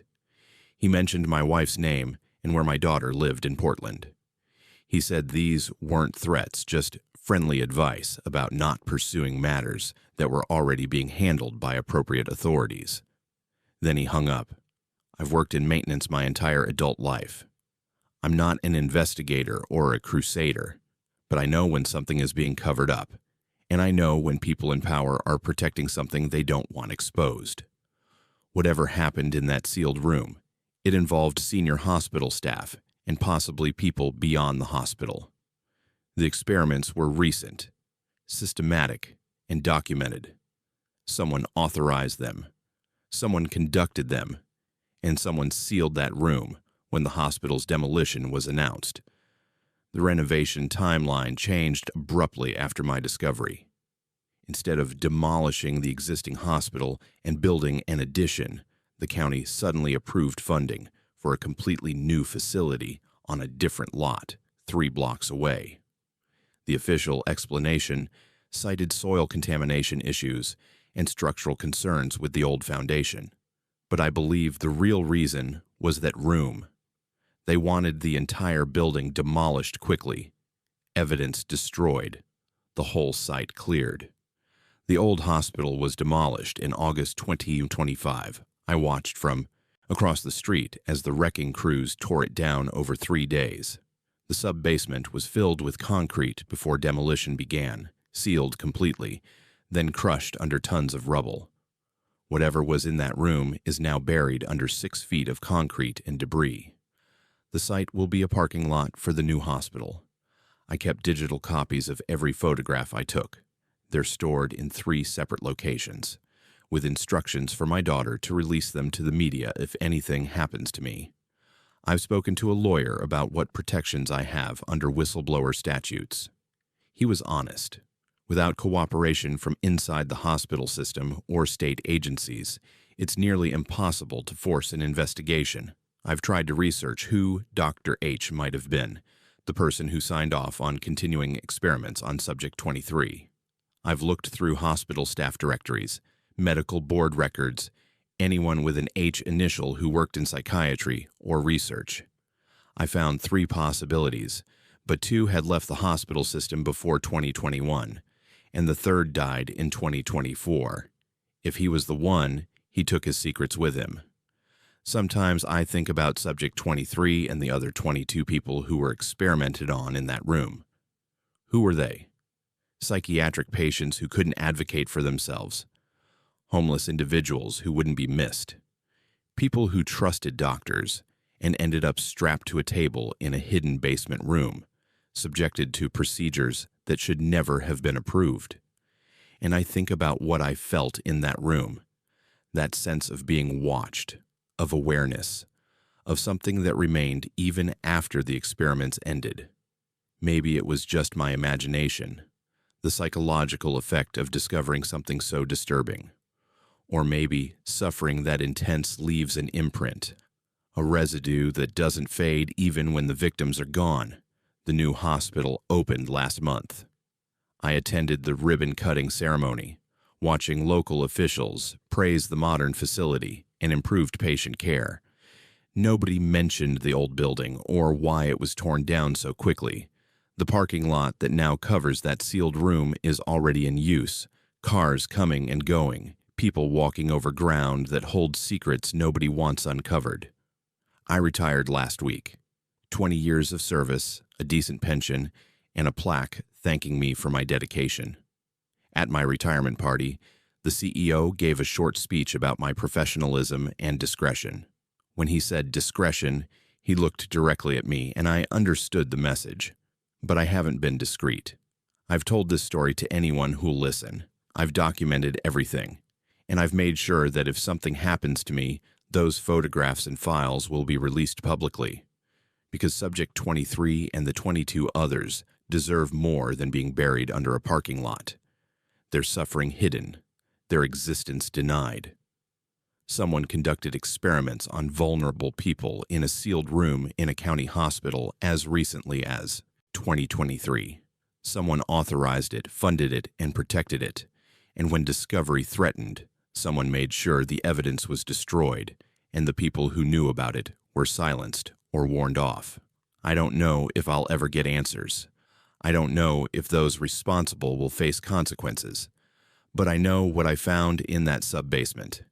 And I know it was real.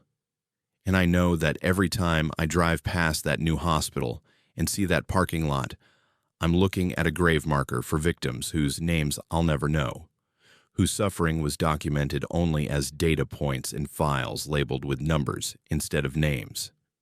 That's the truth about what happened at the county hospital in Astoria. Whether anyone believes it or acts on it is beyond my control. But at least now it's been said, and it's been recorded, and somewhere in those sealed concrete ruins, the evidence still exists, waiting for someone with more power than a maintenance supervisor to demand it be uncovered. My name is Delilah, and I'm a software engineer who's worked remotely since 2022 years. When the pandemic proved that location didn't matter for my job, I started looking for somewhere affordable with access to nature, away from expensive West Coast cities. I found what seemed like the perfect place. A small town in a mountain valley in southern Oregon, population 800, surrounded by national forest, with fiber internet and a charming downtown. The Facebook group was active and welcoming. Online reviews praised the tight-knit community, and rent was half what I'd been paying in Seattle. I thought I'd found an ideal situation. Instead, I found a town that watches newcomers constantly, that monitors every movement, and that has very specific ideas about who belongs and who needs to leave. By the time I understood what was happening, I was already trapped. I discovered the town through a remote work forum in early 2024. Someone had posted a list of affordable small towns with good internet, and this place was near the top. I researched it thoroughly. The town sat in a valley surrounded by the Cascade-Siskiyou National Monument, accessible by one main highway that wound through the mountains. It had been a logging town originally, but had transitioned to supporting tourism and remote workers. The downtown had coffee shops, a small grocery store, a library, and that quintessential small-town charm that looked perfect in photos. I joined the town Facebook group and lurked for a few weeks. People posted about community events, shared photos of hiking trails, offered recommendations for local services. Everyone seemed friendly and welcoming. Several posts specifically mentioned that the town was great for remote workers, that newcomers were always welcome, and that the community valued diversity of backgrounds. It all seemed ideal. I contacted a property management company and found a small 2-bedroom house for rent on the edge of town, right where the residential area met the national forest. The rent was incredibly affordable. The photos showed a well-maintained property, and the lease terms were flexible. I signed a 6-month lease in March 2024 and moved in on April 1st. The first week was everything I'd hoped for. Neighbors stopped by to introduce themselves and bring welcome gifts: homemade cookies, jars of local honey, fresh bread, a potted plant. Everyone was warm and friendly. They asked about me, where I was from, what brought me to town, what kind of work I did. I was charmed by the small-town hospitality. This was exactly the kind of community I'd been looking for. But I started noticing patterns. Every neighbor who visited asked the exact same questions, almost word for word. Where was I from originally? Did I have family in the area? Would anyone be visiting me? Was I planning to stay long-term? When I answered, they'd nod and smile, but there was something in how they listened, like they were assessing my responses rather than just making conversation. When everyone in town asks identical questions with the same careful attention, they're not being friendly. They're gathering intelligence. In my second week, I learned about the monthly community meeting. A neighbor named Claudia knocked on my door to personally invite me, saying that all residents were expected to attend. She emphasized expected, not invited or encouraged, but expected. The meetings were held the first Saturday of each month at the community center, and she said it was important that I be there so people could get to know me properly. I attended the May meeting out of curiosity and a desire to integrate into the community. About 200 people were there, which meant a significant portion of the town's population. The meeting started with standard small-town business: updates on road maintenance, discussion of upcoming events, announcements about local services. But then came a segment called New Resident Introductions. 3 people who'd moved to town recently, including me, were asked to stand and introduce themselves. We each gave brief backgrounds: where we were from, why we'd moved here, what we did for work. The room listened with intense attention. After we finished, the meeting organizer, a man named Gerald, who seemed to run things, thanked us and said the town looked forward to getting to know us better. Then he said something that stuck with me. Remember, this community takes care of its own. We look out for each other, and we expect the same in return. At the time, I thought it was just small-town rhetoric about neighborliness. I didn't understand it was a warning. After that meeting, things changed. I started noticing people watching my house. Not obviously staring, but I'd see neighbors glancing over as they walked by. Or someone would be doing yard work across the street positioned to have a clear view of my front door. My house had a long driveway, and I began seeing the same cars drive slowly past, not stopping, just moving slowly enough to look. One day, I stayed home all day working on a project, not leaving my house at all. Around 6 p.m., there was a knock at my door. It was Claudia, holding a casserole dish. She said she'd noticed I hadn't left the house and wanted to make sure I was feeling okay, that I had something to eat. I thanked her, but told her I was fine, just busy with work. She smiled but looked concerned, saying it wasn't healthy to stay inside all day, that the community liked to see people participating and being active. It was the kind of comment that could be genuine concern or something else entirely. I couldn't tell which. My mail started arriving opened, not every piece, but enough to notice. Envelopes would have small tears, or the glue would be barely holding, like someone had steamed them open and resealed them.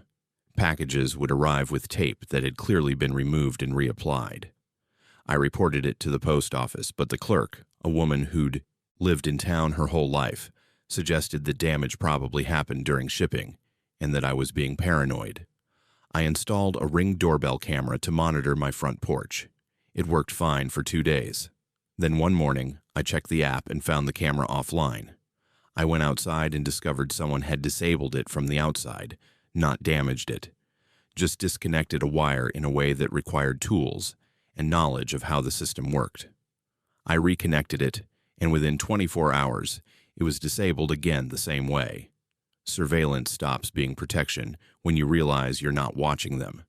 They're watching you, and they control what you're allowed to see. I started finding footprints in my backyard, near my windows. The house backed onto forest, and the ground there was soft enough to leave clear impressions. The prints came from the forest, approached my windows, then returned to the forest. Multiple sets, different shoe sizes, always at night based on when I'd check and find new ones. I confronted Claudia, asking if she'd noticed anyone walking around properties at night. She looked at me with something like pity and said I was probably seeing animal tracks or misinterpreting normal things because I wasn't used to small-town life. When I insisted they were human footprints, she suggested I was feeling isolated and paranoid, that it happened sometimes to city people who moved to rural areas. But I knew what I was seeing. I photographed the prints. I documented everything. In June, I decided to leave for a weekend trip to clear my head and get away from the constant feeling of being watched. I planned to drive to Crater Lake, spend 2 nights at a hotel, and come back refreshed. Friday morning, I loaded my car and tried to start it. Nothing. The engine wouldn't turn over. No click, no sound at all. I called the only mechanic in town.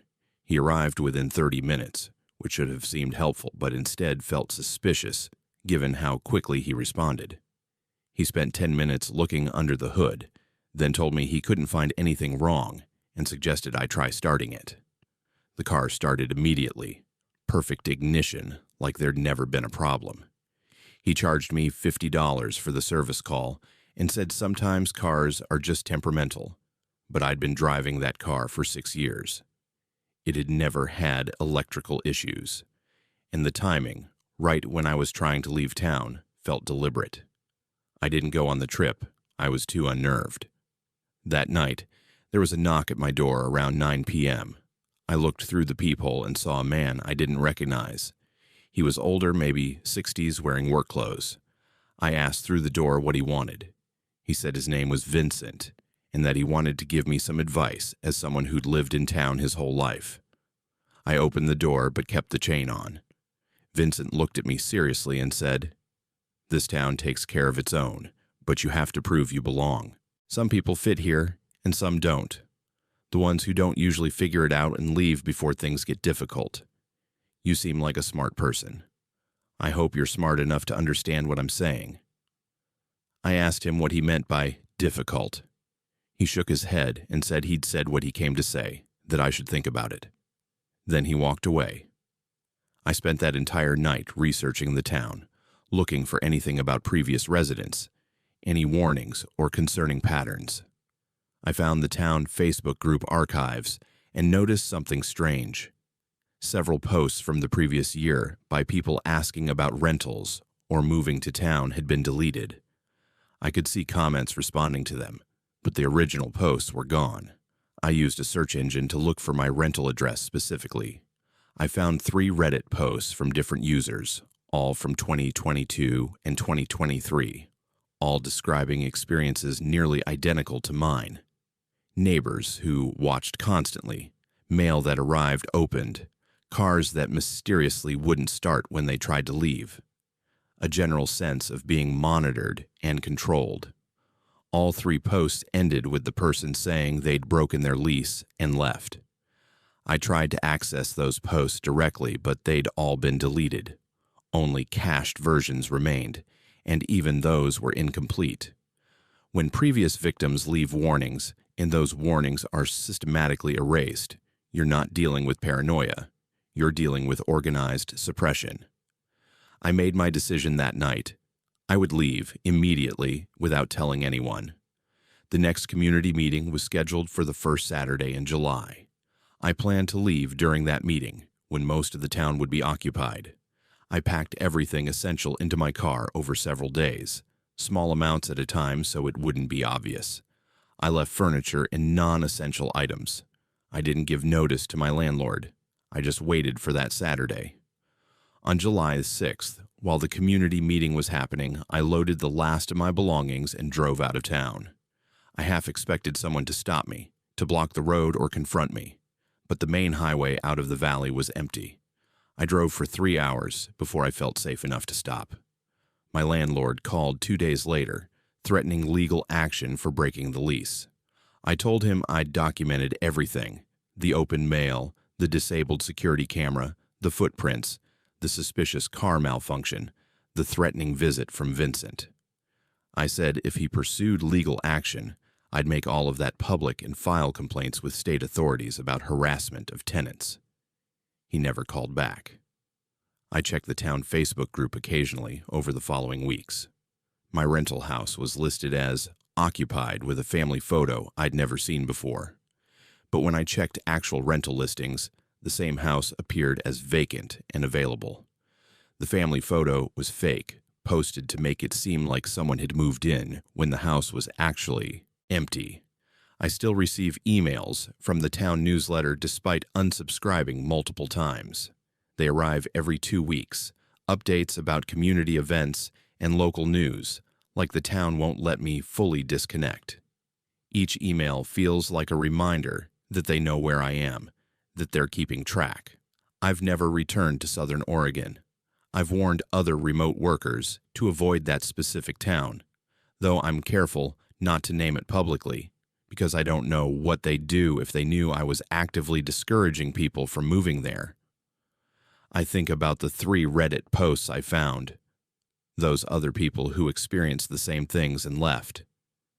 I wonder how many others there were who didn't post online, who just quietly left and tried to forget. And I think about the people who stayed, who passed whatever test the town administered, who proved they belonged and were accepted into the community. What did they have to do to belong? What did they have to accept or participate in? And what happens to the people who don't leave voluntarily, who insist on staying despite the warnings? I don't have answers, and part of me doesn't want them. I got out, and that's what matters. But sometimes late at night, I think about that house on the edge of town, backed up against the forest, with footprints approaching the windows in the dark. I think about Vincent's warning about things getting difficult for people who don't fit. And I'm grateful I was smart enough to leave before I found out exactly what difficult meant. My name is Camden, and I'm a civil engineer specializing in bridge assessment and structural integrity. I've evaluated hundreds of bridges across the Pacific Northwest over my 23-year career, from modern highway overpasses to aging steel trusses. I approach every project the same way: systematic documentation, objective analysis, and adherence to engineering principles. I don't believe in superstition or supernatural explanations for structural phenomena. But last summer, while assessing a bridge on Highway 199 at the Oregon-California border, I encountered something that challenged everything I thought I understood about the relationship between infrastructure, tragedy, and whatever might remain when violent death occurs during construction.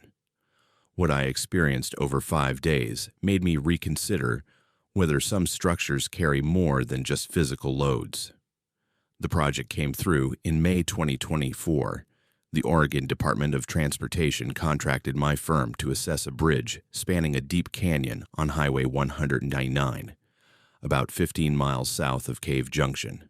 The bridge was built in the late 1990s as part of a highway improvement project, a narrow 2-lane span crossing a 300-foot canyon.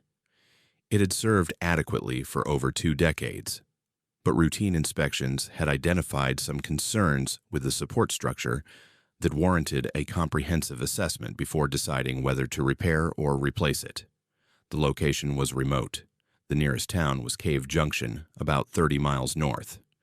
The area was heavily forested, steep terrain, with minimal cell service.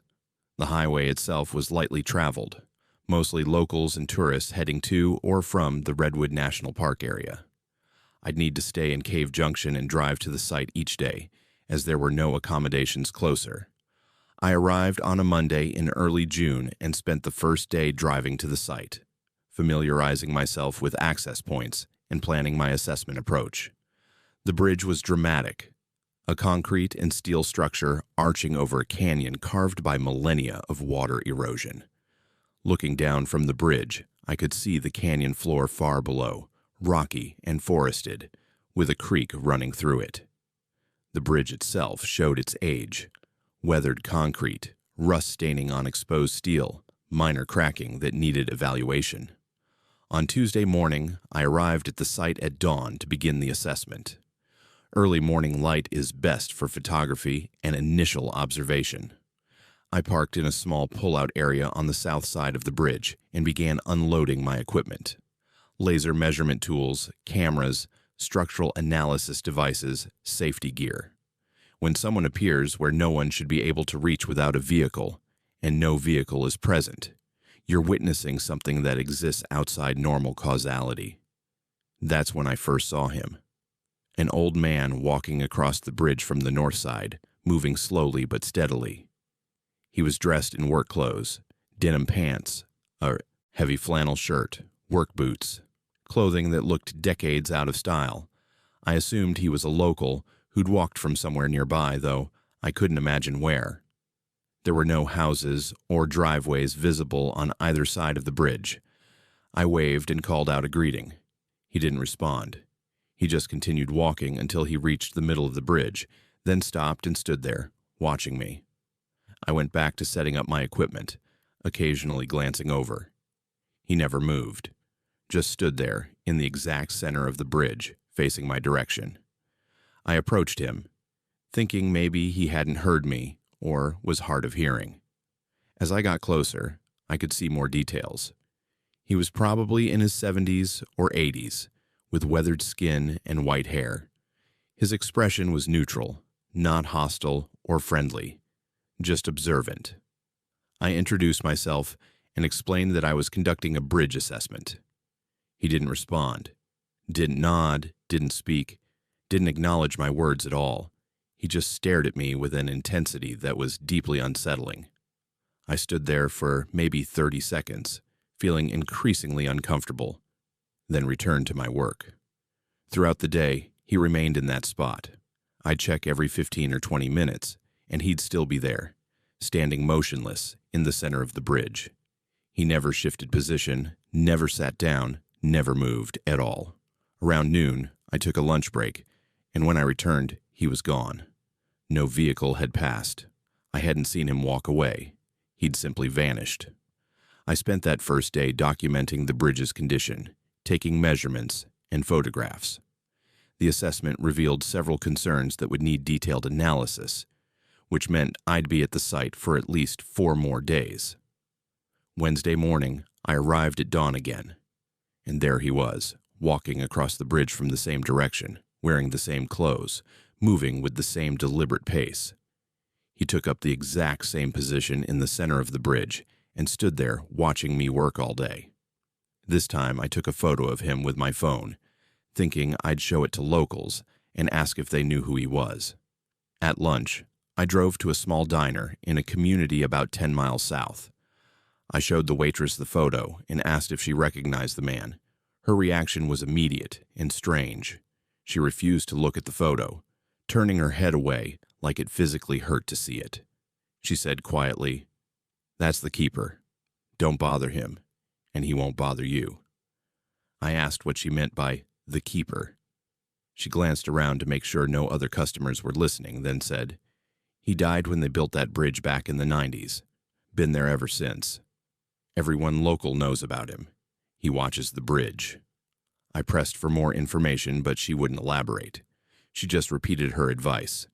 Don't bother him. When I tried to pay for my meal, she waved me off and said it was on the house, like she was trying to maintain good relations or appease something. The dead don't always seek vengeance or resolution. Sometimes they simply remain, performing the same task they died trying to complete, unable to stop even after their physical form is gone. I returned to the bridge that afternoon and continued my work, more aware of the old man's presence. He stood there until shortly before sunset, then vanished the same way, without walking away or being obscured. One moment present, the next gone. This pattern continued for 3 more days. Every morning at sunrise, he appeared walking across the bridge. Every day, he stood in the center watching me work. Every evening, he disappeared. He never spoke, never moved while I was observing him, never acknowledged any attempt I made to communicate. On my final day at the site, Friday, something changed. I was taking measurements near the south end of the bridge when he suddenly moved. He walked toward me the first time he'd moved from his center position all week. I froze, unsure what to expect. He stopped about 10 feet away and raised his arm, pointing down into the canyon. I looked where he was pointing. At first, I saw only forest and rock. But then my eyes adjusted, and I noticed something metallic glinting in the morning sun, far below, near the canyon floor. I got my binoculars and focused on the spot. There was rusted construction equipment down there, old machinery partially obscured by vegetation and decades of natural debris. I looked back at the old man. He was still pointing, his expression urgent now, the first time I'd seen any emotion on his face. Then he did something that made my blood run cold.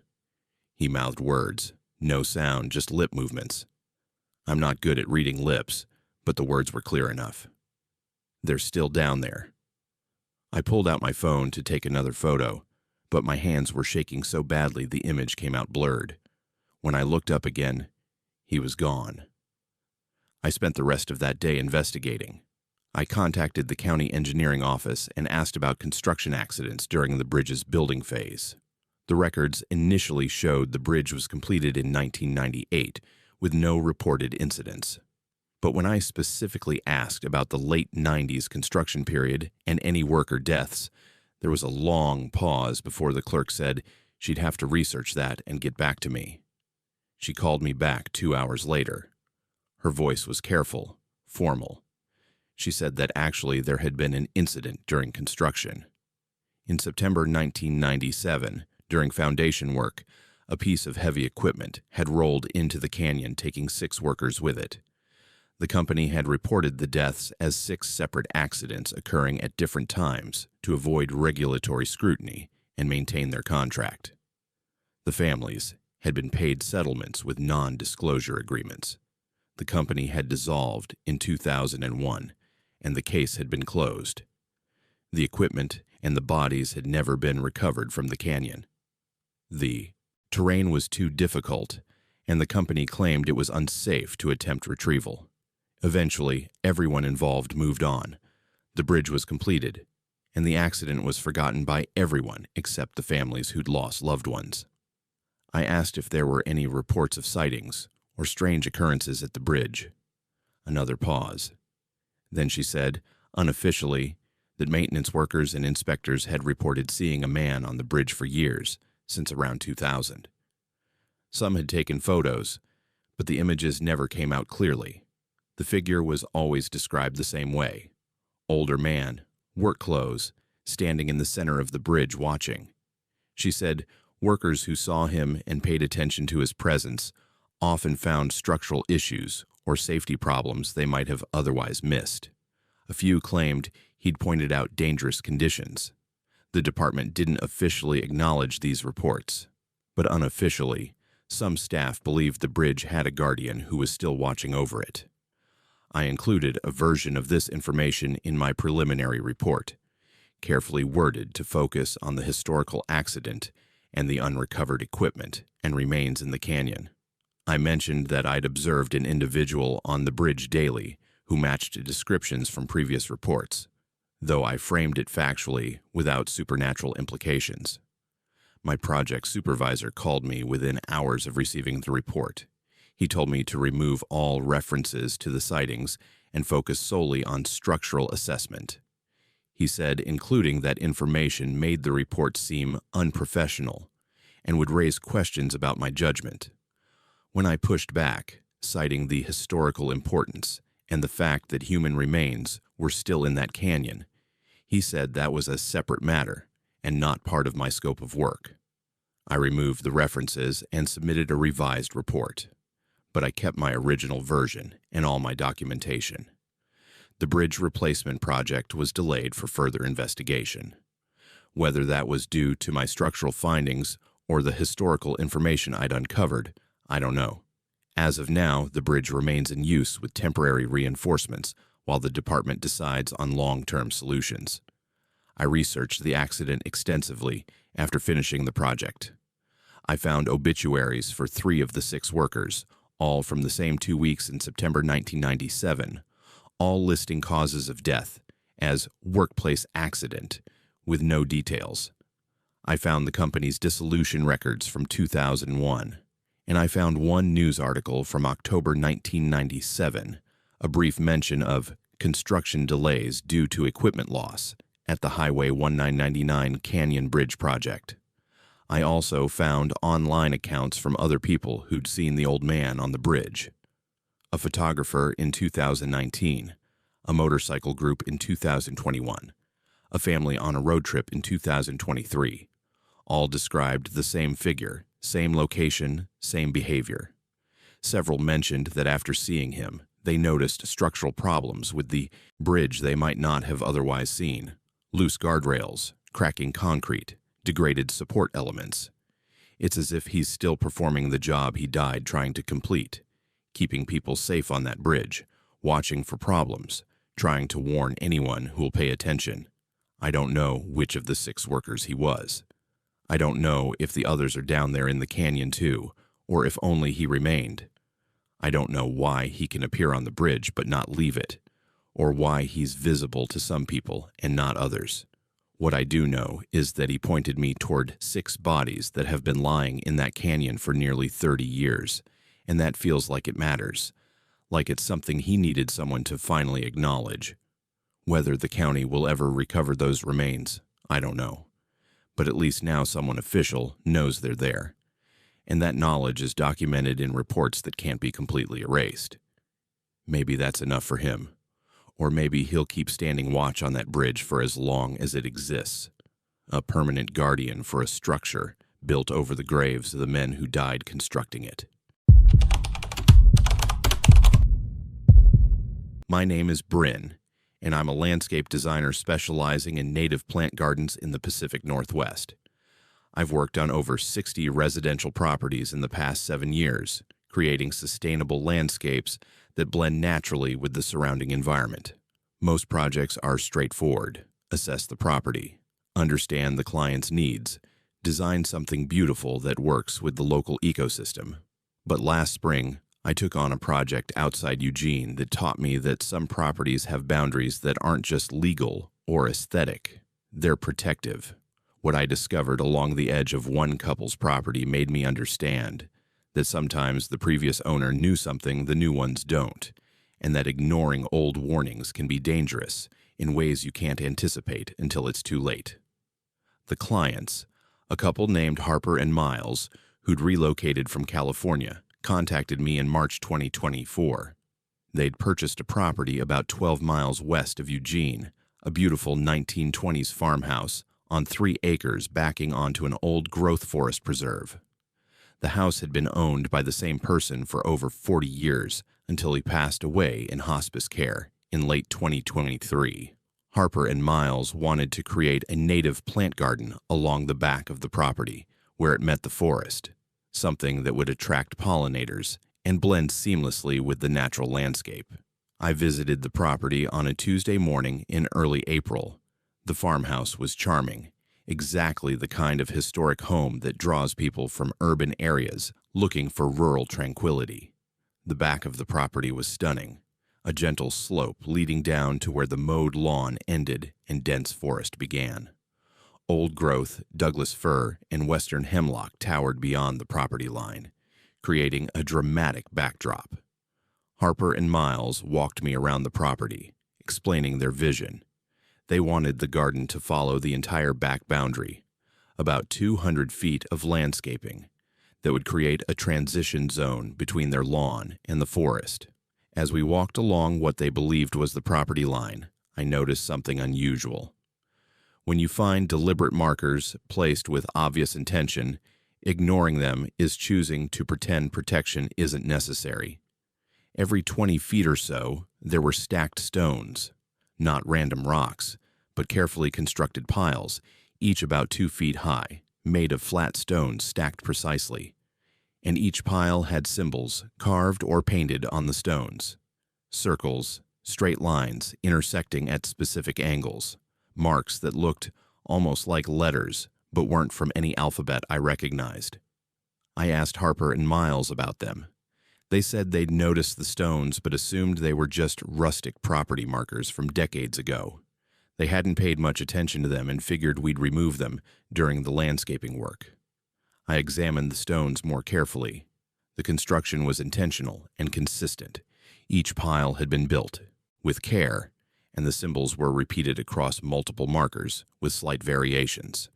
The stones extended beyond their property line, continuing into the forest preserve where technically no one should have built anything. I could see at least 6 more piles extending into the trees, each marking a boundary that continued well past the legal property line. I took photos of the symbols with my phone, thinking I'd research them later to understand if they had historical or cultural significance. That evening, when I tried to access the photos, they were corrupted. Every image I'd taken of the stone markers was distorted, showing only digital noise and fragmented colors. The other photos I'd taken that day, of the house, the general landscape, the front yard, were all fine. Only the marker images were destroyed. I returned to the property the next morning to photograph them again with my professional camera. As I walked to the back of the property, I stopped in confusion. The stone markers were different. They were taller, rebuilt with additional stones added to each pile. Some were now 3 feet high instead of 2. I found Harper and Miles and asked if they'd added to the markers. They both said no.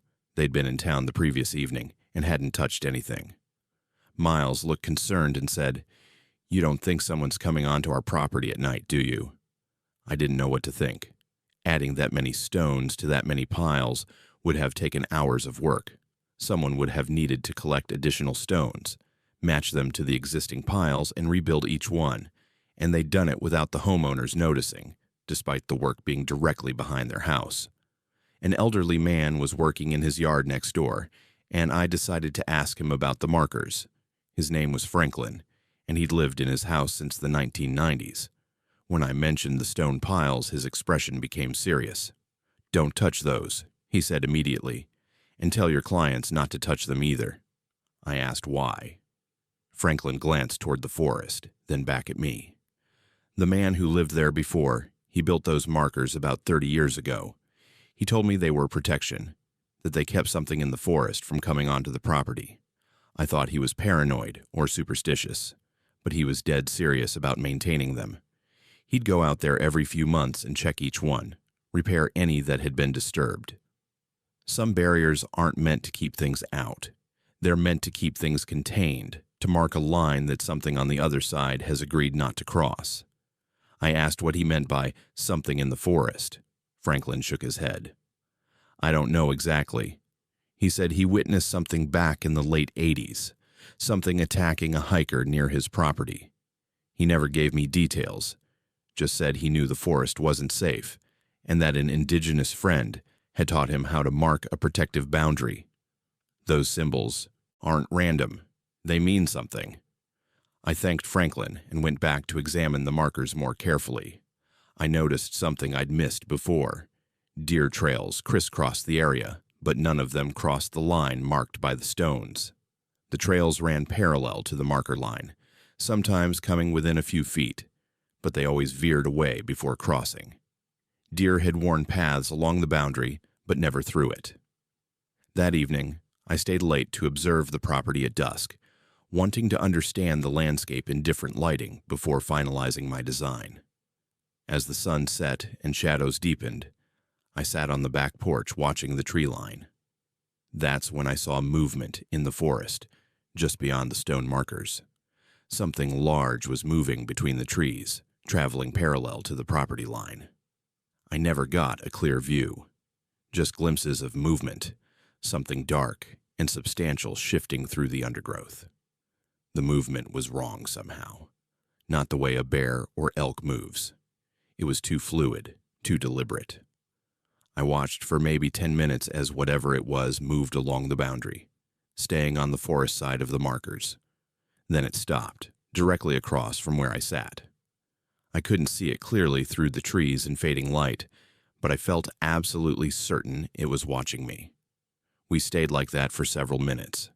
Me on the porch, it in the forest, both perfectly still. Then Harper came out to ask me a question, and the moment was broken.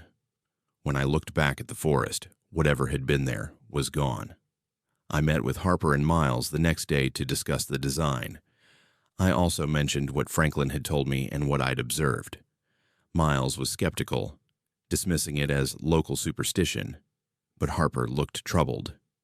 She said they'd been hearing scratching sounds at night against the bedroom window that faced the forest.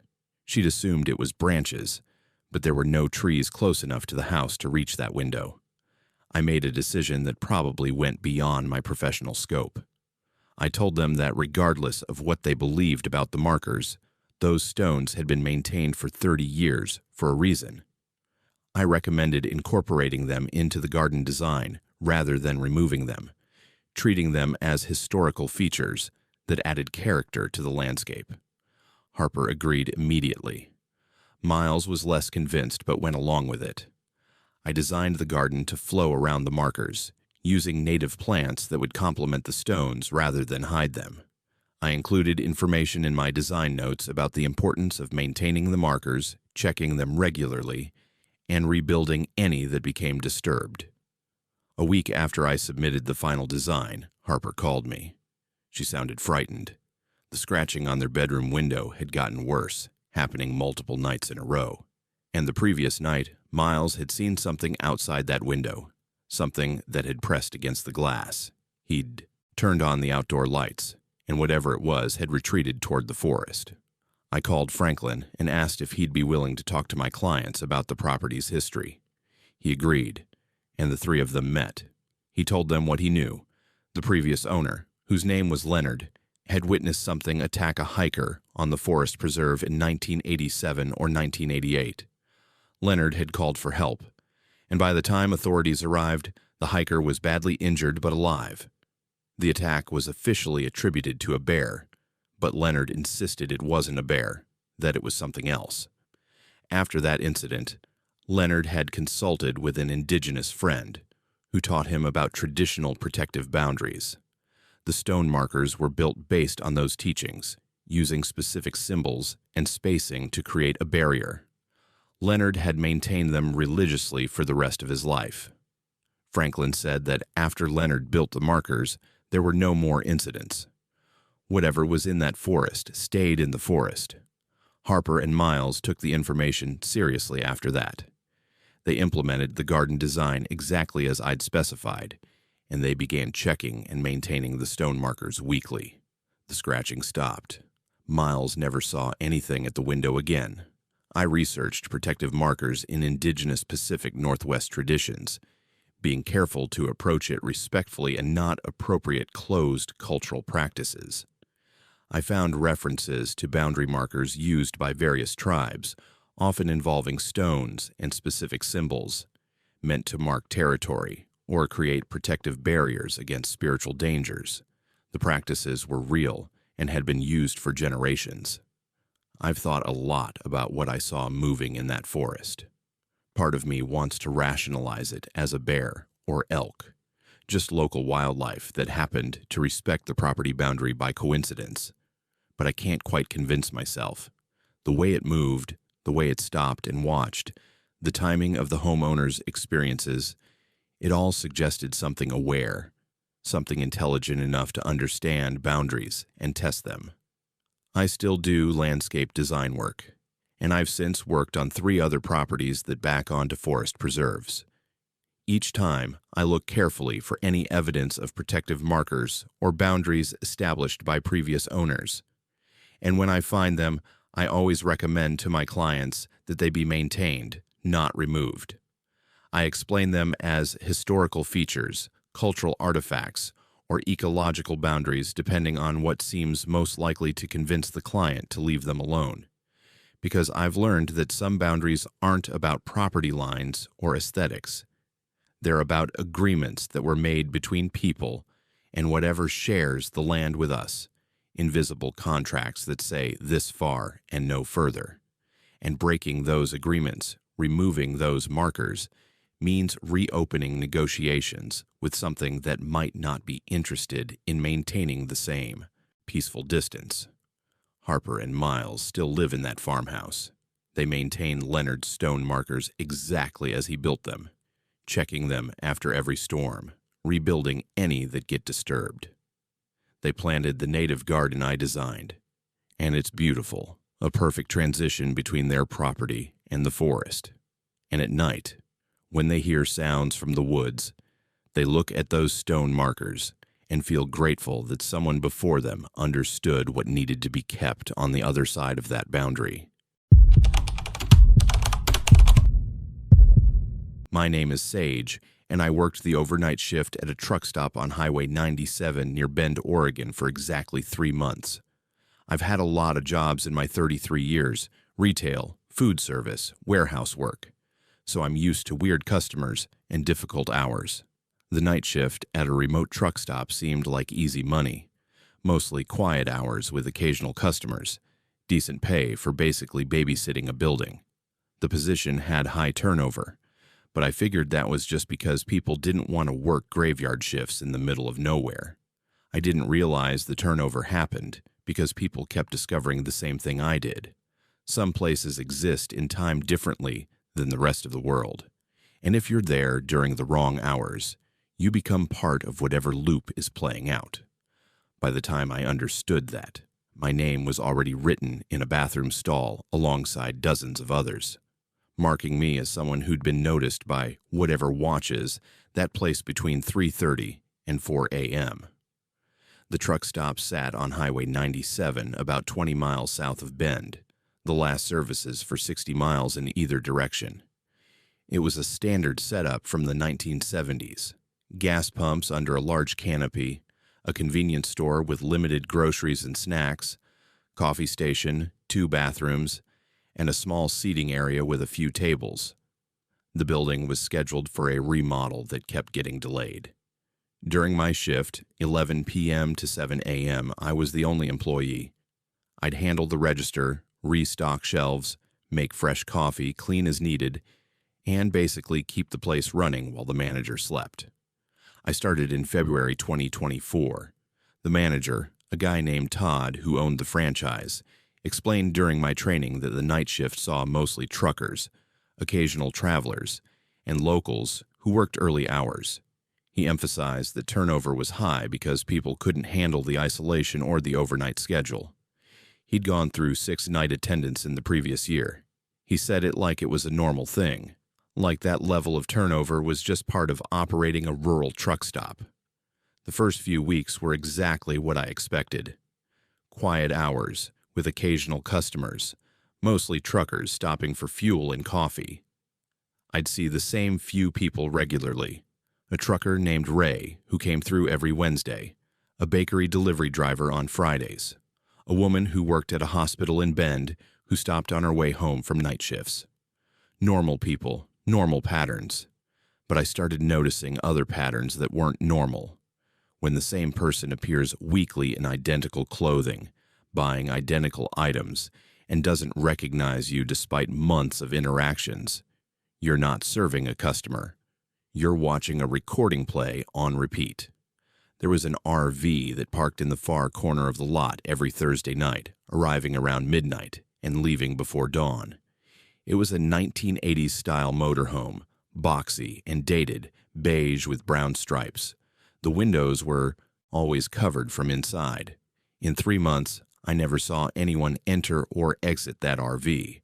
It would simply be there when I checked the lot, and gone by morning. No one used the bathrooms, no one bought gas or came into the store. It just parked in the same spot every Thursday. I asked Todd about it during one of our shift handoffs. He said some people used the lot for overnight parking, and that as long as they weren't causing problems, we didn't bother them. When I pointed out that I'd never seen the driver, he shrugged and said they probably slept through the night. Then there was the man who came in every Tuesday at 3 a.m. Same man, same time, same purchase every single week. He'd walk in, go straight to the coffee station, fill a large cup, grab a pack of beef jerky from the rack, and pay in cash. He wore the same flannel shirt and jeans every time. He never spoke beyond thanks when I gave him his change. He looked maybe 45, with a weathered face and graying hair. After the 4th week of this exact pattern, I tried to engage him in conversation. "You're pretty reliable," I said with a smile. "Same time every Tuesday." He looked at me blankly. "Is it Tuesday?" "Yeah. And you come in every Tuesday." "Same order every week." He stared at me like I was speaking another language, then took his coffee and jerky and left without another word. The following Tuesday, he came in at exactly 3 a.m., same clothes, same order. When I handed him his change, I asked, "Remember me from last week?" "First time here," he said. "Just passing through." That was when I started keeping a log. I wrote down descriptions of regular customers, what they bought, what time they came in, any details I noticed. Over the next month, I identified 7 people who came through on exact weekly schedules, always wearing the same clothes, always buying the same items. And when I tried to establish any continuity with them, acknowledge that we'd met before, they all reacted the same way. Confusion, denial, insistence that this was their first visit. I mentioned this to Ray, the trucker who I knew was a real regular because he actually remembered our previous conversations. He looked uncomfortable when I described the pattern. "You notice that stuff. You should probably quit," he said. "That's what the last girl did, and the one before her." I asked what he meant. He said the night shift attendants never lasted long because they figured things out and left. He wouldn't elaborate beyond that. Time doesn't break cleanly. It stutters, repeats, loses pieces. And if you're present during those failures, you experience them without understanding, you're caught in something that isn't linear. That's when I started reviewing the security camera footage. The truck stop had 4 cameras, one covering the register, one on the pumps, one on the parking lot, and one on the back entrance. The footage was stored digitally for 30 days before being overwritten. I started checking the footage from my own shifts, reviewing what happened during the quiet hours when I was alone, and I discovered something that made my skin crawl. Every single night, the cameras lost 15 to 20 minutes of footage, always between 3:30 and 4 a.m. The timestamp would jump from, say, 3:32 to 3:54, with no footage in between, just a gap, consistent every single night. I checked footage from previous weeks, going back as far as the system stored. Same thing, every night that missing block of time between 3:30 and 4. The thing that terrified me was that I had no memory of those missing minutes either. I'd be working, checking my phone, or restocking shelves, and then I'd notice it was suddenly 20 minutes later than I thought.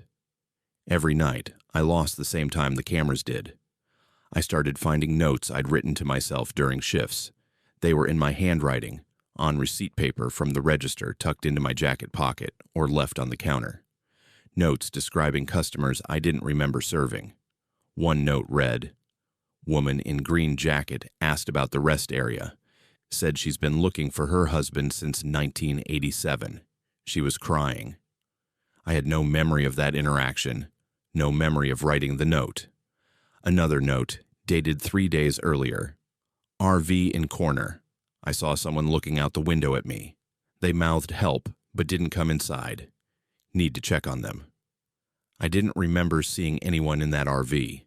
I didn't remember writing that note. The note that finally pushed me to investigate deeper was the one I found in my jacket pocket on a Friday morning. "Don't trust your memory. Check the bathroom." I waited until the end of my shift, when morning light was filtering through the windows, and I felt safer. I went into the women's bathroom with a flashlight and started checking the stalls carefully. In the last stall, scratched into the paint on the wall near the toilet paper holder, where you wouldn't notice unless you were looking, were names and dates. Dozens of them, covering several square feet of wall space in tiny, desperate handwriting. Sarah, June 2019, Michelle, November 2020, Ashley, March 2021, Kayla, September 2021, Brianna, February 2022, Taylor, August 2022, Jordan, January 2023, Morgan, May 2023. The list went on, names and dates going back to 1989. 35 years of names, all women's names based on the entries, all with dates spanning from the late 80s to recent months. And at the bottom, in handwriting I recognized as my own, though I had no memory of writing it. Sage, April 18th, 2024. Yesterday's date. I stood in that bathroom stall staring at my name, trying to remember when I'd written it. I couldn't. I had no memory of going into that stall with something sharp enough to scratch into paint. No memory of carving my name alongside all those others. When you find your own name in a list of victims and can't remember adding it, you've already been marked by something that operates outside your conscious awareness. I walked out of the bathroom, grabbed my jacket and bag, and left. I didn't clock out properly. I didn't wait for Todd to arrive for the morning shift. I just got in my car and drove back to Bend. Todd called me around 9 a.m., asking where I was and why I'd abandoned the shift. I told him I quit, effective immediately, and that he should check the women's bathroom. He got angry, said I was being dramatic like all the others, and that previous employees had been unreliable just like me. He said I wouldn't get my final paycheck if I didn't return my uniform. I never went back for that paycheck. I called the police non-emergency line and filed a report about the names in the bathroom, suggesting they investigate possible missing persons connected to the truck stop. 2 officers came to my apartment to take a statement. They seemed skeptical, but said they'd look into it. A week later, one of them called me back. They'd investigated and found nothing unusual at the truck stop. The bathroom walls were freshly painted. Todd had apparently had them redone right after I quit. No evidence of any scratched names. The security camera footage showed no gaps in time. Everything appeared normal. The officer's tone suggested he thought I'd made the whole thing up or experienced some kind of breakdown from working too many night shifts alone. I started researching the location online. I found a reference in a true crime forum about Highway 97, an arrest area that used to exist near where the truck stop now stands. In 1987, 8 people vanished from that rest area over a 6-month period. Their vehicles were found locked and empty in the parking area. No signs of struggle, no evidence of foul play. The people simply disappeared. The investigation went cold. The rest area was closed in 1988 due to safety concerns.